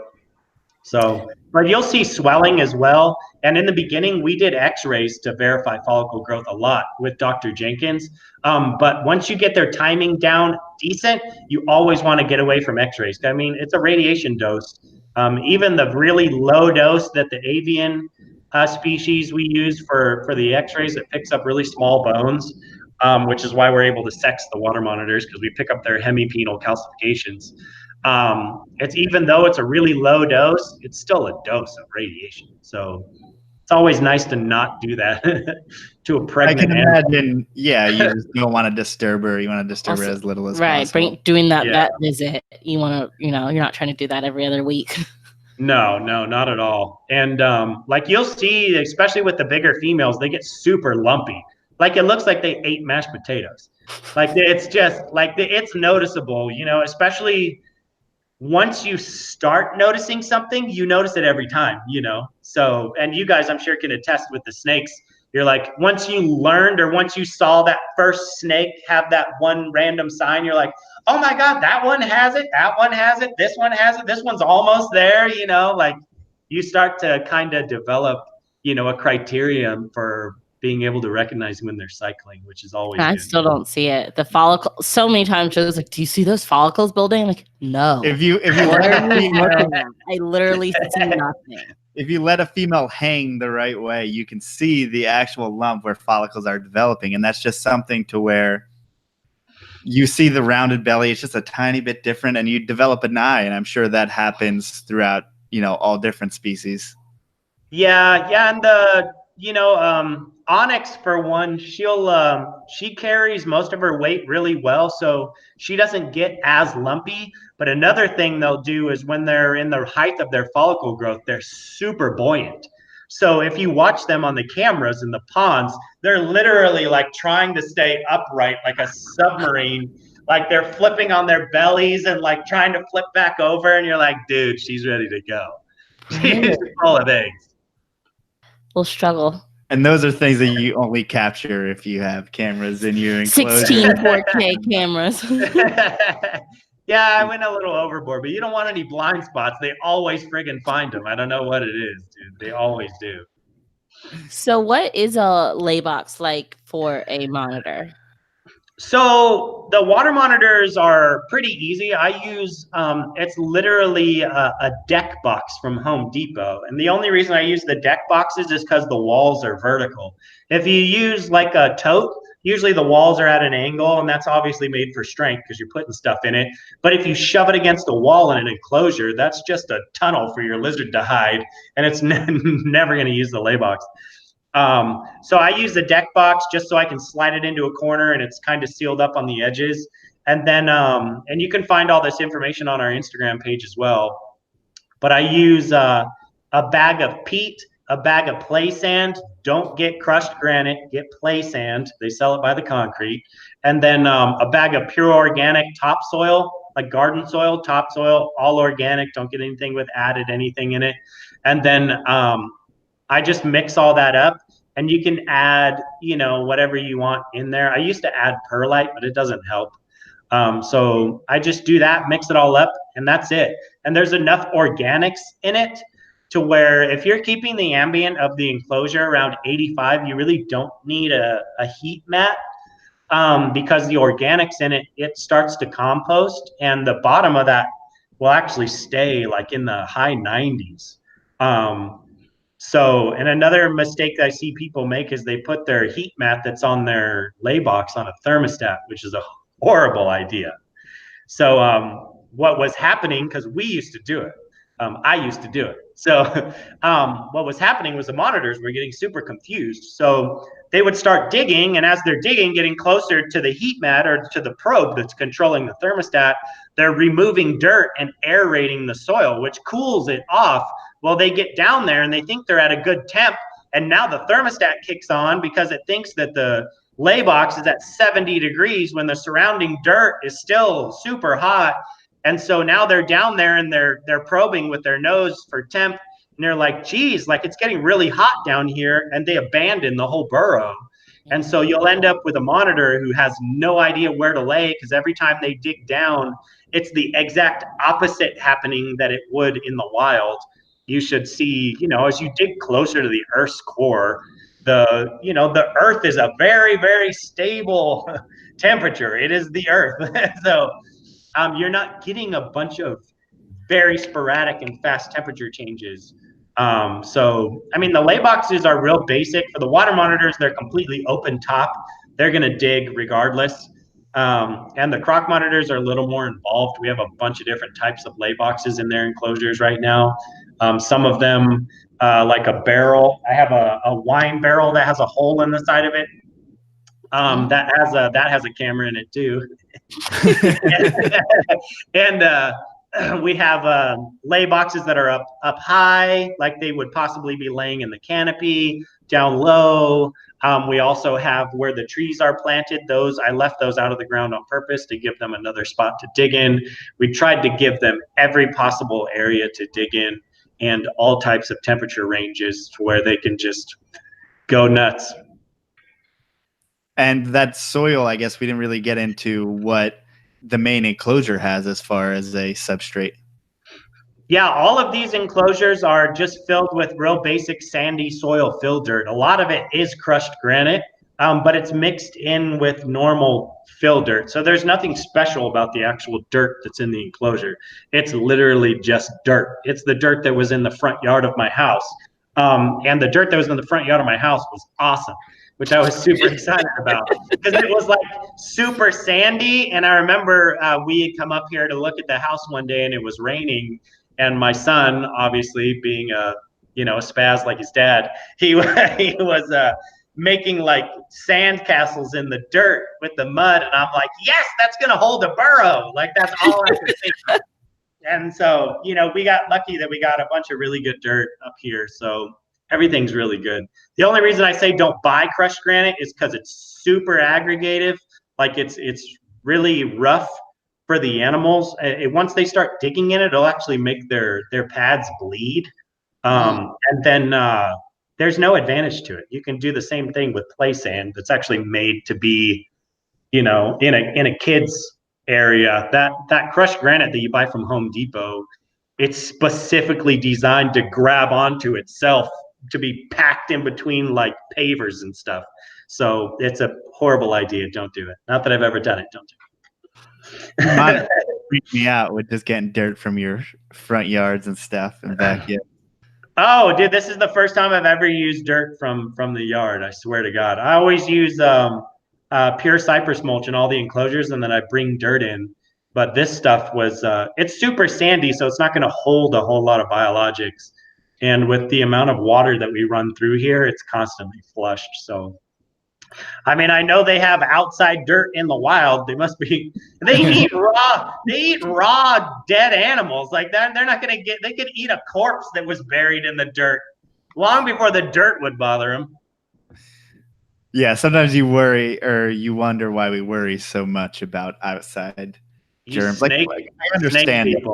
Oh, Yeah. We like sterile. I'm not sure why, but do you have any like springtails, isopods, anything like that in your soil? No, I don't think so. Yeah, I don't think we Probably have really. Maybe It some could isopods. be. Honestly, I don't know a whole lot about the soil, so it's the first time I've been asked about it. I just know it was like really nice when we were digging it, and then we had to dig it all back up and mix it all back up because this whole pad that the building's on had to get compacted down, and then we had to take a compaction test to get the city to sign off so we could do the all the stuff we had to do with the normal building construction. So this dirt ended up hard as a rock. So I brought in an excavator and dug it all out before we put the cages in. And now are you just doing like spot cleaning, regular spot cleaning, and then replacing it once in a while? Yeah, the water monitors, they poop always in the water. So if you have an animal that's pooping outside the water, there's probably something wrong, or the water's too hot or probably too cold usually. The croc monitors, that's like pretty much the only time they come down out of the canopy in the basking sites is to take a dump on the ground. And then usually I just, you just dig it up, flip the soil, and then I actually hand water the cages twice a week because the misting system is literally just to maintain humidity. It's not a large volume. So it's not like the soil is getting wet. Not in any rate that would, be consistent to like watering it. So I water down exactly. So we water down the soils just to keep them good. But aside from that, it's really easy. Yeah, just basic spot cleaning, and I backwash the pond filters because I use an Aqua's Ultima 2000. So it literally backwashes like a pool. So it's super easy to keep track of, and then just add water to the ponds, and that's it. I mean, it's real simple. Wow. So and how do you grow like things like the palms behind you? I mean, you're growing like full on trees in your enclosures here? Yeah, I grew these in the last month, so it was hard work. I'm kidding. I bought these. So, yeah, you threw that one a little hard. Yeah. I'm a soil expert, and I grew these. No, I actually bought them. So there's a nursery down the street, Evergreen Nursery, and I put this huge palm tree in the back of a truck and drove it all the way home. And luckily, we didn't see any cops until I was almost home. So we were able to get all the way home. And then I had to buy all these and put them in here. So the whole front of this enclosure wasn't on yet. I had taken it all off. And we dragged it in here with a bobcat. And you can see it in the time lapse of the build series that I did. We have a bunch of episodes, I think all the way up to like episode 14 or something, where I show the entire construction of the building and all the cages. And we ended up putting a rope around the base trunkish area and wrapped it through the roof rafters, and then dragged it with the bobcat backwards to lift it up and kind of set it into the hole that I had dug. And we had to do the same thing with this huge tree. He just spazzed out when I hit on the tree. Like that. I had live flash before my eyes. That would have been so bad. He just bites me in my neck and I bleed out on this podcast. It'd be you get so many views. It'd almost be worth it. But so this huge tree, knock on wood, it's a 23-foot giant tree that was felling in a guy's yard a mile away. And I went to his house and I'm like, hey, can I have that tree in your yard? He's like, yeah, go ahead. I was going to cut it up. And I'm like, yeah, well, I've been seeing it since I moved here. I've been looking at that tree. Like, I'm going to put that in my cages when I finally get this building up, And so my buddy and I hooked it up to the bobcat, and I dragged it a mile down the road all the way to my house with no issues. and then pulling into my driveway, the rope snapped and the log was blocking the entire road. So people got out of their cars and we had like this community of people rolling this huge log off the road so they could get by. Oh, I bet your neighbors loved you. No, they're all actually really cool. They were wondering what I was doing, and it's all outdoorsy out here, so they're really nice. And so I finally got we had to do the same thing, winch it up and push it in there. And yeah, you could crawl right up in this thing. All the branches in here you can stand on. I had to stand on all of them to get, you know, a lot of the lighting and other stuff in there. So you can crawl out on everything. I wanted to make sure everything was real sturdy. And there's a deck 8 feet off the ground that you could walk out onto halfway up in the huge enclosure. So it's really cool. If your enclosure, your croc monitor enclosure doesn't have a mezzanine, it's not big enough. Next level. That's right. It's got to have a balcony in it. Imagine dragging a tree and then your neighbors are like, "What? It's for what are my you doing? Yeah. 6-foot monstrous lizard. Giant building in my front yard." Yeah, but then I invite them and their kids over. And they're like, "Oh my gosh, this is so neat. You know, it's like our own little Jurassic Park, you know?" And I'm like, yeah. Yeah, like you literally have a zoo level facility in your house. Yeah, my front yard that mostly I only enjoy by myself. It's nice. The best things in life you enjoy by yourself. Oh yeah, for sure. You know, and we literally have the world's first parthenogenic, scientifically proven parthenogenic water monitor here. So that I bred with Yoshi. So we literally have a piece of Jurassic Park, you know, theory in reality here at the facility.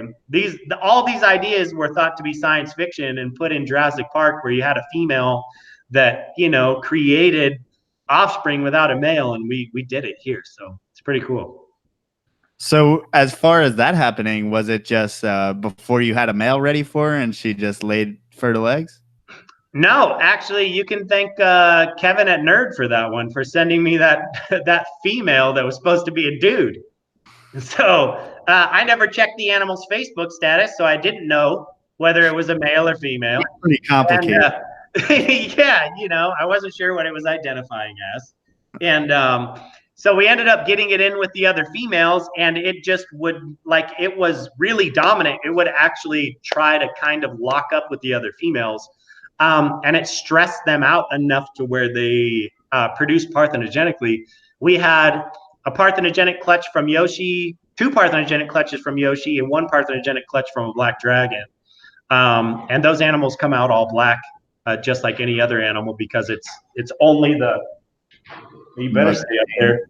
I'm gonna get. Dude, I'm starting to worry. So. But yeah, so we ended up, that's what was weird, was a year after we got her, so she just laid eggs, and there were eggs in the enclosure, and I'm like, that's weird. I wonder if Yoshi laid eggs when she was in there, and we just never found them. So it was another case of thank God for the camera systems. Went back to the camera system, and she was on the basking area, just starts wiggling her butt, and out popped an egg. Now I'm like, no way, you know, no wonder we haven't been able to get any good breeding out of this guy. So, yeah, because babies aren't made that way, for all the listeners. And so I put just a makeshift lay box in there as soon as I could. She ended up laying 14 infertile eggs. I actually saved some of them in case there was some other reason why she just decided to cycle. There in the freezer. And so that was when I was like, hey, why do we have eggs that are still alive in incubation if this was a female? Because at that point, it had been a year. So we have eggs that are coming to term in incubation at that point, and other eggs that were a few months into incubation. And it wasn't until I had talked to Vincent Fricano, who's really, really smart when it comes to monitor lizards, and Moses Nuno, who's an awesome guy up in Chino area. He has a bunch of really high-end monitor lizards, and they're like my go-to people as far as when I have questions about Varanus, because, you know, like as much as I know now, I was never involved in the reptile trade very much. I always just kind of did my own thing and bred stuff and sold them off to a guy who was selling them for whatever he was selling them for. I didn't know much about it at all. So they were the ones who told me like, oh, well, there's a thing called parthenogenesis where, you know, a female can lay eggs with, you know, and the eggs will hatch. And I'm like, really? You know, so I started looking it up, and yeah, sure enough, the animal ended up hatching out. And I had asked some questions on, you know, this supposed high-end Varanus page on Facebook called Cyber Salvatore, where there's supposed to be, you know, a good number of experts. It's a private group. And nobody had any information on parthenogenesis, and they all talked about this sperm retention, which happens in snakes, but has literally been proven never to happen in monitor lizards. It's Really? never happened. Yeah, so monitor lizards don't retain sperm for not in any amount of time that would be notable. I mean, they can hold sperm for a month, I've seen, but aside from that, they're not fertilizing clutches from a year ago. Because the thing is with parthenogenesis, like I was making reference to Jurassic Park, it was thought to be this insane idea that was off the wall, like, no, there's no way that could happen. So when Komodos in captivity that were wild caught started having clutches of eggs that were incubating and hatching out, they had originally thought, okay, well, this must be sperm retention. That's the logical explanation. That would be the most logical scientific explanation. We know that turtles do it. It's not uncommon to think that an animal that was in the wild before would maybe have encountered a male and retained sperm. You know, they are under stress, whatever. But then they started doing the relatedness testing on the animals, and they found out that all of the genetic material that was in the babies is the exact same genetic material as the female. There's no outside genetic material coming in. So all of that animal was created from cells that were already within that female. So I started doing research on parthenogenesis and who was doing this relatedness testing and whether we could do relatedness testing on the Varanus salvator, because I had the salvators. And so we had done some other DNA testing through my vet office with Joy from Joy of DNA. She's retired now, but she actually invented DNA sexing at UC Davis 30 years ago. Super, super smart woman. She referred me to William Gergitz at Therion DNA in New York. And I spoke to him a few times, and I immediately started funding a DNA project to develop a bunch of primers and start sampling Varanus. Now we have the world's first scientifically proven, with DNA samples and everything, parthenogenic water monitor. I mean, it took a long time, and the primers that we use, a lot of them are from the Komodo project. So a lot of the primers that they use for Komodo, even their sexing and everything they use, can be used for other varanids. It's just the conditions in which to get those primers to work with different DNA are different. So it took a lot of tinkering to get those primers to work. Excuse me, but ultimately we were able to get them all to work, and now we have 11 primer sets, so it creates, you know, 22 alleles. So we're getting 22 data sets to be able to tell whether an animal is related or unrelated from any other samples that we bring in. And is this something that, say, when you got together with that guy in New York, did you guys end up writing up anything or publishing any type of paper about this? Yeah, all of our parthenogenic project and the hybrid project, all that stuff is published on our website, toothlessreptiles.com. And then also I have like a lot of transparency on there. So I put our contract with Therion DNA on there as well, because I capped off all the sales that they can have of our project to $100 per sample, because I didn't want us to be spending thousands and thousands of dollars, well, me to be spending thousands and thousands of dollars to develop all this stuff in DNA testing, and then for them to go off and say, oh yeah, we'll test your stuff for $500 to the average person. I didn't think that that was okay. So I wanted to have the consumer in mind in the beginning, because ultimately all of this stuff is for you guys. You know, they do a lot of stuff with indigo snakes as well. So they're the largest private DNA testing facility in the US.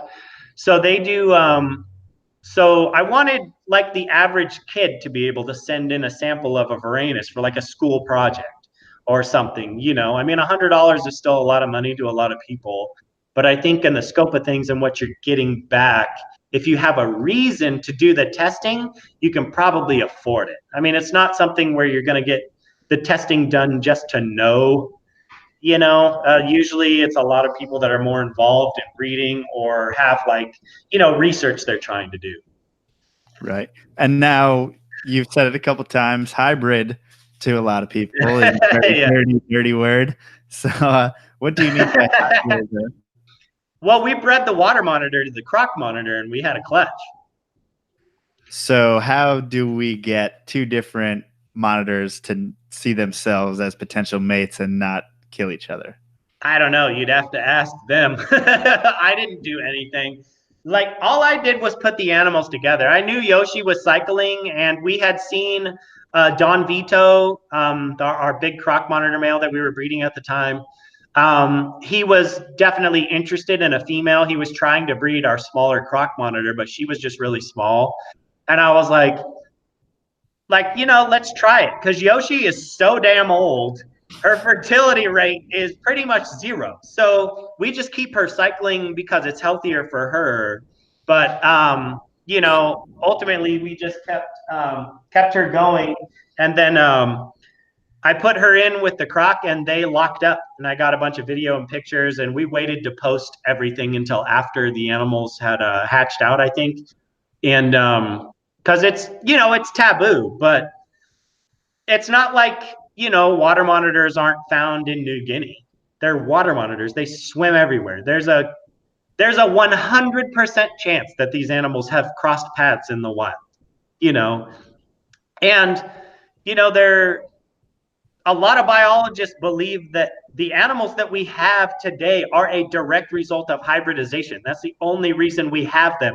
Millions and millions of years ago, we did not have all of these species of varanids.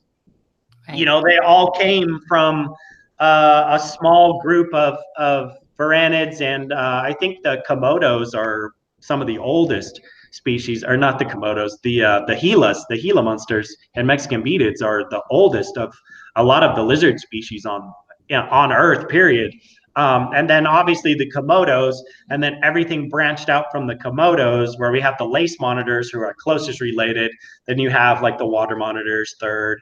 And it makes sense. I mean, the Komodos are the largest lizard by weight in the world. Then you have the croc monitors, who are the longest lizards by length. Then you have the water monitors, who are pretty much the largest lizard by weight we can keep in captivity as consumers. So, I mean, I didn't do anything. Here's the thing. If it's that unnatural, it just won't work. I can't make that sperm fertilize that egg. No matter how many Katy Perry songs I play, it's not going to work. It just ain't going to work. I can't do it. So if it's really unnatural, it just won't work. So right now we have, we hatched out 3 probable hybrids. One of them ended up with, it looked like a metabolic bone issue. It just failure to thrive, which is something that we had kind of dealt with. We kind of thought it would happen on some of them, because if they were hybrids, they would have had a noticeable snout deformation. I mean, if you look at a croc monitor, it's got a huge blunt snout. You look at a water monitor, it's more pointy, almost like a duck. And so it's just one of those things where we knew they were going to have issues with their snouts. So a lot of them didn't have egg teeth, or the egg teeth were actually rolled over. So it could be said that maybe they would not have hatched naturally in the wild, but they still had egg teeth. One of them was so rolled over that its egg tooth was actually lodged in its lower jaw. So that one we think would for sure not have hatched.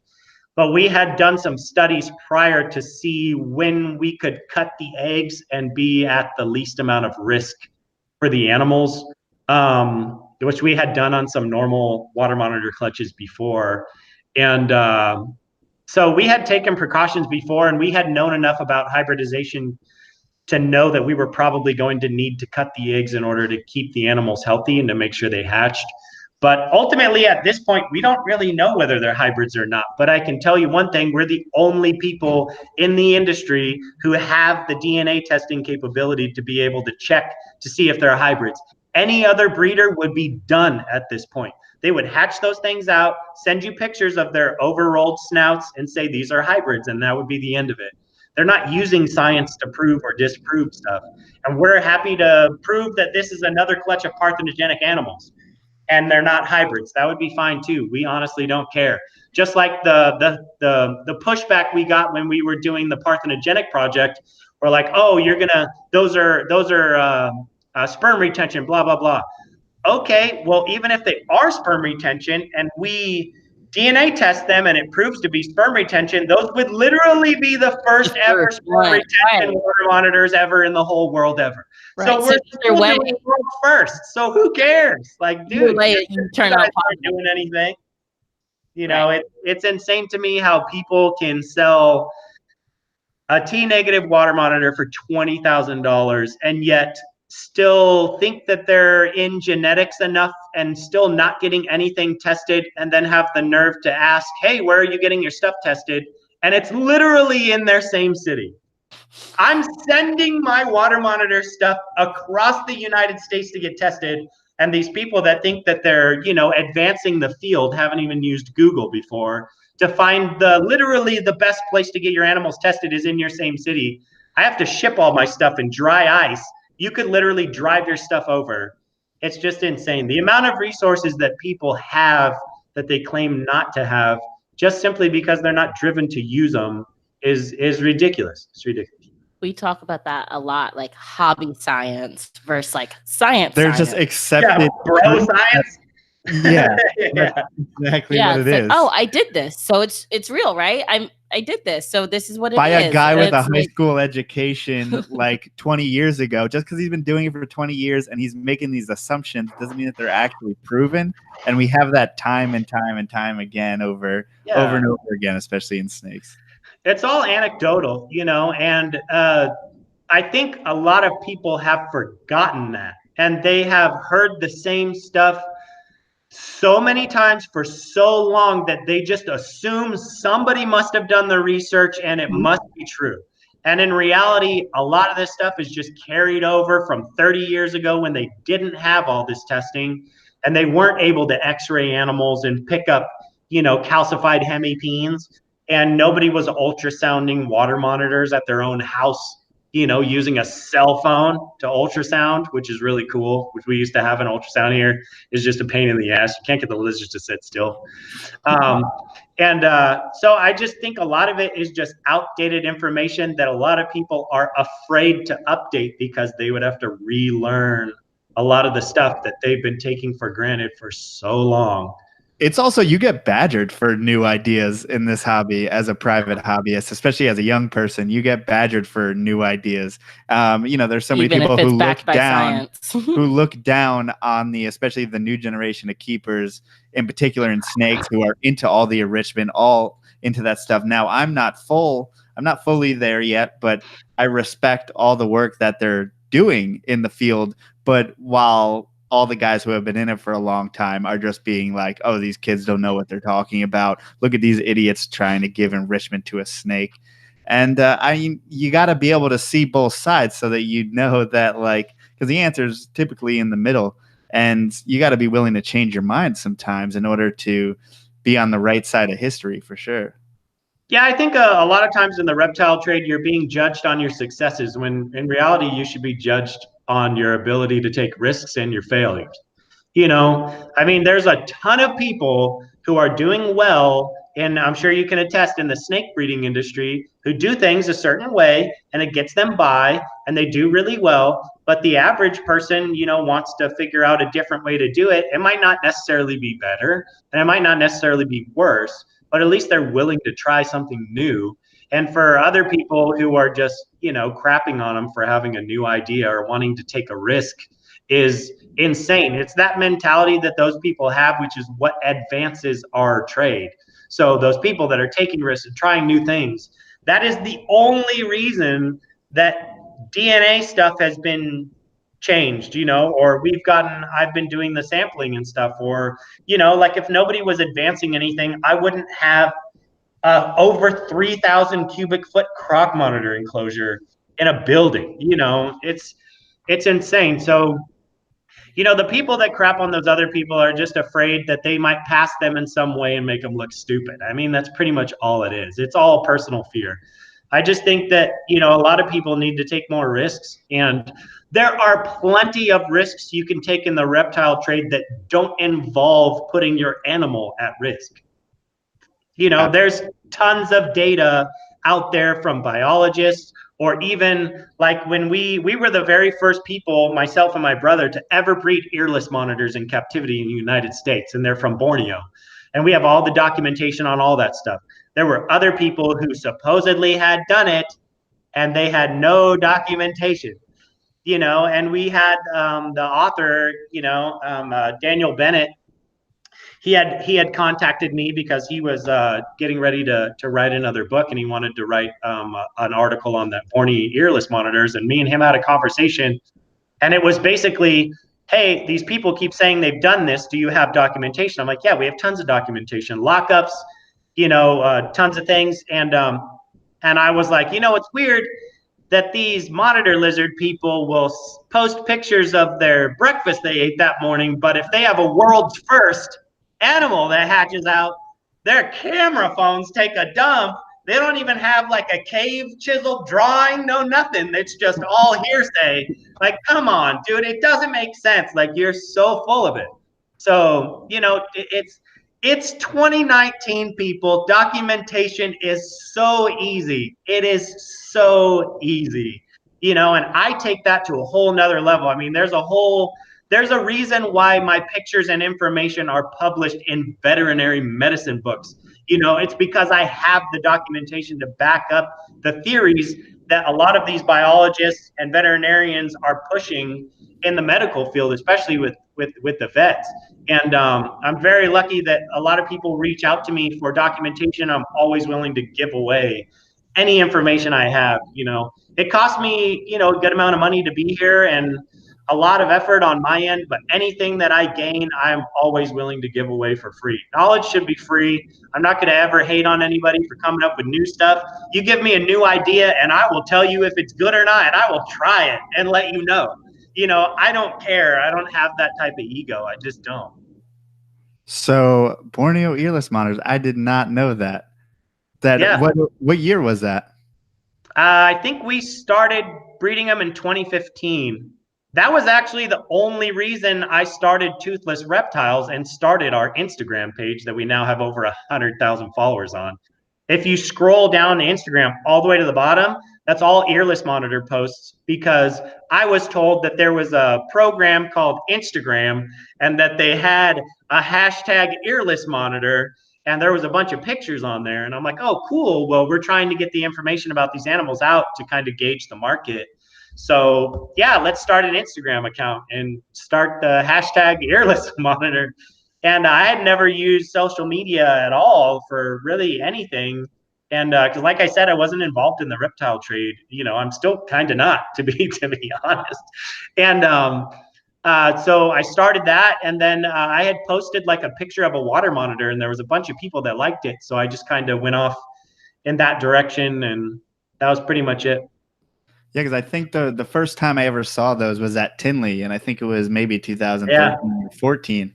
And I was like, whoa, I didn't even know that these could be imported, or I don't know where these came from. These are out of left field, and I was just glad that someone had them. But yeah, I didn't know that you were the one who bred them for the first time.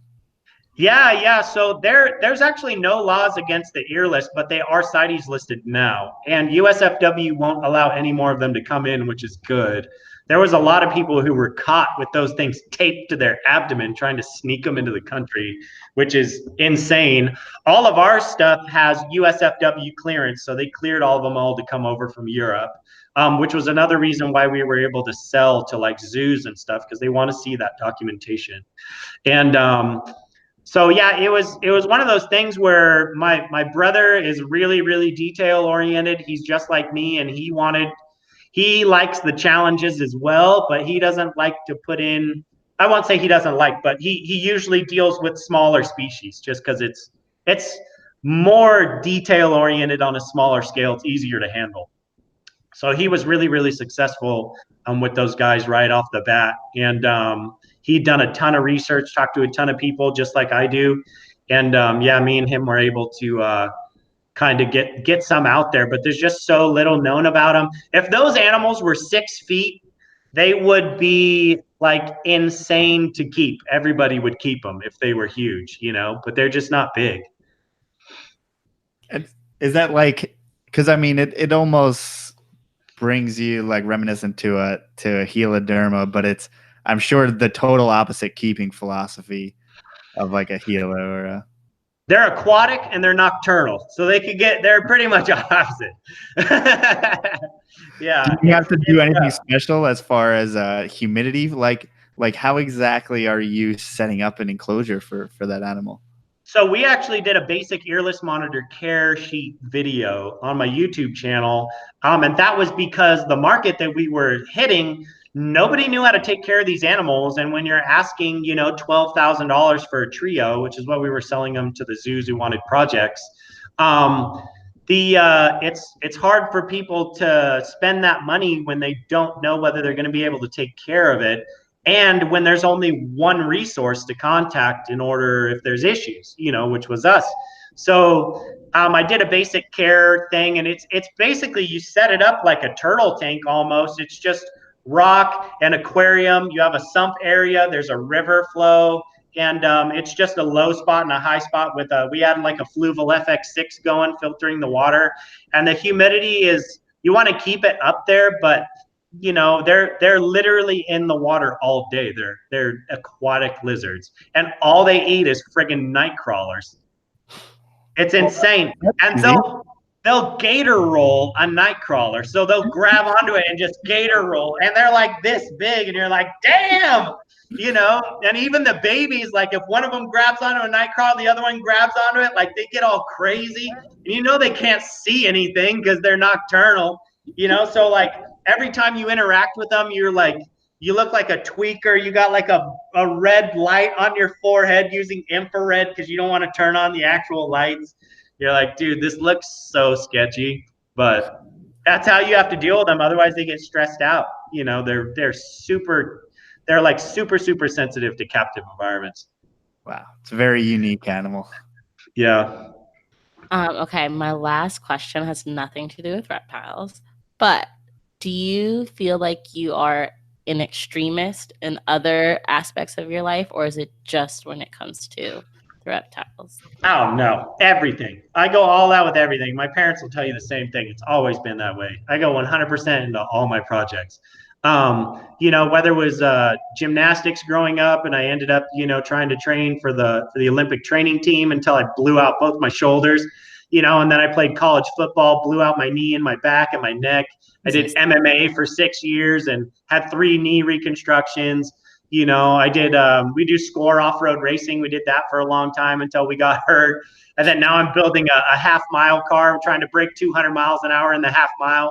So, you know, it's like anything I do, I always take it to the edge, and I'm super obsessive. If I have a project that's not finished, it's just constant thinking and problem solving until it's done. Even this building, I'm sure you guys realized it went up pretty quick. I had all of these cages pre-built and designed in my yard before they had even had the building up. And then as soon as the inspector left, I got right away into finishing up all the electrical because I had people coming over the next day to help put up the actual walls of the enclosures. And like if I have a project, it's nonstop. And like I told my wife, I'm like, bring me sandwiches and water. You just need to keep me alive because I'm not gonna, like, I don't stop for anything. It's really bad. Like I'll get dehydrated, get migraines, and I'll realize like I haven't eaten all day. I'm like, dude, this isn't good. Like I've always been an athlete and an extremist, like to a crazy point, to where now I literally have I have to have heart surgery in October because I have scar tissue built up on my heart from being too much of a psychopath. So it has served you, and it has. Hey, I wouldn't trade any of it for the world, you know. And I don't take pain medication, so I did my last full knee reconstruction with no pain meds. So it's I've always been yeah. So it's crazy. It's crazy. You don't want to be around me for too long. I'm competitive. So did you have any other questions? No, that was my last We one. are over, or we just approached 2 hours. So if anyone would want to contact you about anything monitor-wise or just check out what's going on, where can they find you? So you can check out our website, www.toothlessreptiles.com. There's actually a bunch of pictures on there. You can find the information on our parthenogenic project, as well as all the info that we have published right now about the hybrid project. There will be more of that to come later on this year. We have a biologist named Tony Abruzzi. He's going to write all that stuff up once we get our results. He's going to write up the parthenogenic project and the hybrid project in one big write-up so we can publish it. And then also we have the Instagram, Toothless Reptiles, the Facebook page, Toothless Reptiles, and you can email me at Cory@toothlessreptiles.com, and it's CORY. So you're welcome to hit me up. If you have any questions, email me or shoot me a message or send me a text message. My phone number's on there, 619-549-1508. That's my cell phone. I always talk to people if they have questions about water monitors, even if I didn't sell you one and you want to call me. I might give you a hard time for a minute, but I'm going to break. I'm going to break, and I'm going to help you out. I always help everybody out. All this information is free, so feel free to hit me up. Cool. And as for us, PortCityPythons.com. Port City Pythons on Instagram. Port City Pythons on Facebook. Theportcitypythons@gmail.com. Ooh, that was a good one. What do you mean? Will be available soon. I forgot about the email. I won't give you guys my number. You got to message me first. Oh, don't worry. Nobody will call. That's why I always put it out. We've literally gotten one call. I don't think that's true. We've never gotten someone. Yeah, maybe we get a text. We'll get a text, but not one person has called us. On Fauna, I'll put my number just because I feel like that's the easiest way. Yeah. Way to go back and forth with people. Yeah. But yeah, they don't call. That's for sure. But that's okay. I'm not much of a phone talker myself. So millennial, you know. But thanks again, Cory, for coming on. Sorry if all of our questions are very basic, lower level. No, it was awesome. Thank you so much for having me. It was a great opportunity. I don't think there is any lower level for Cory. We'll ask the question, but he'll bring it to where he'll bring it higher, talk about alleles and everything, and whew, that was way over my head. No, but that's good. That's what we need. Thank you so much for being here. We will still be on the line with you. But thank you, everyone who listened this week and hung out with us. We will catch you next week, and check out our live streams on Facebook.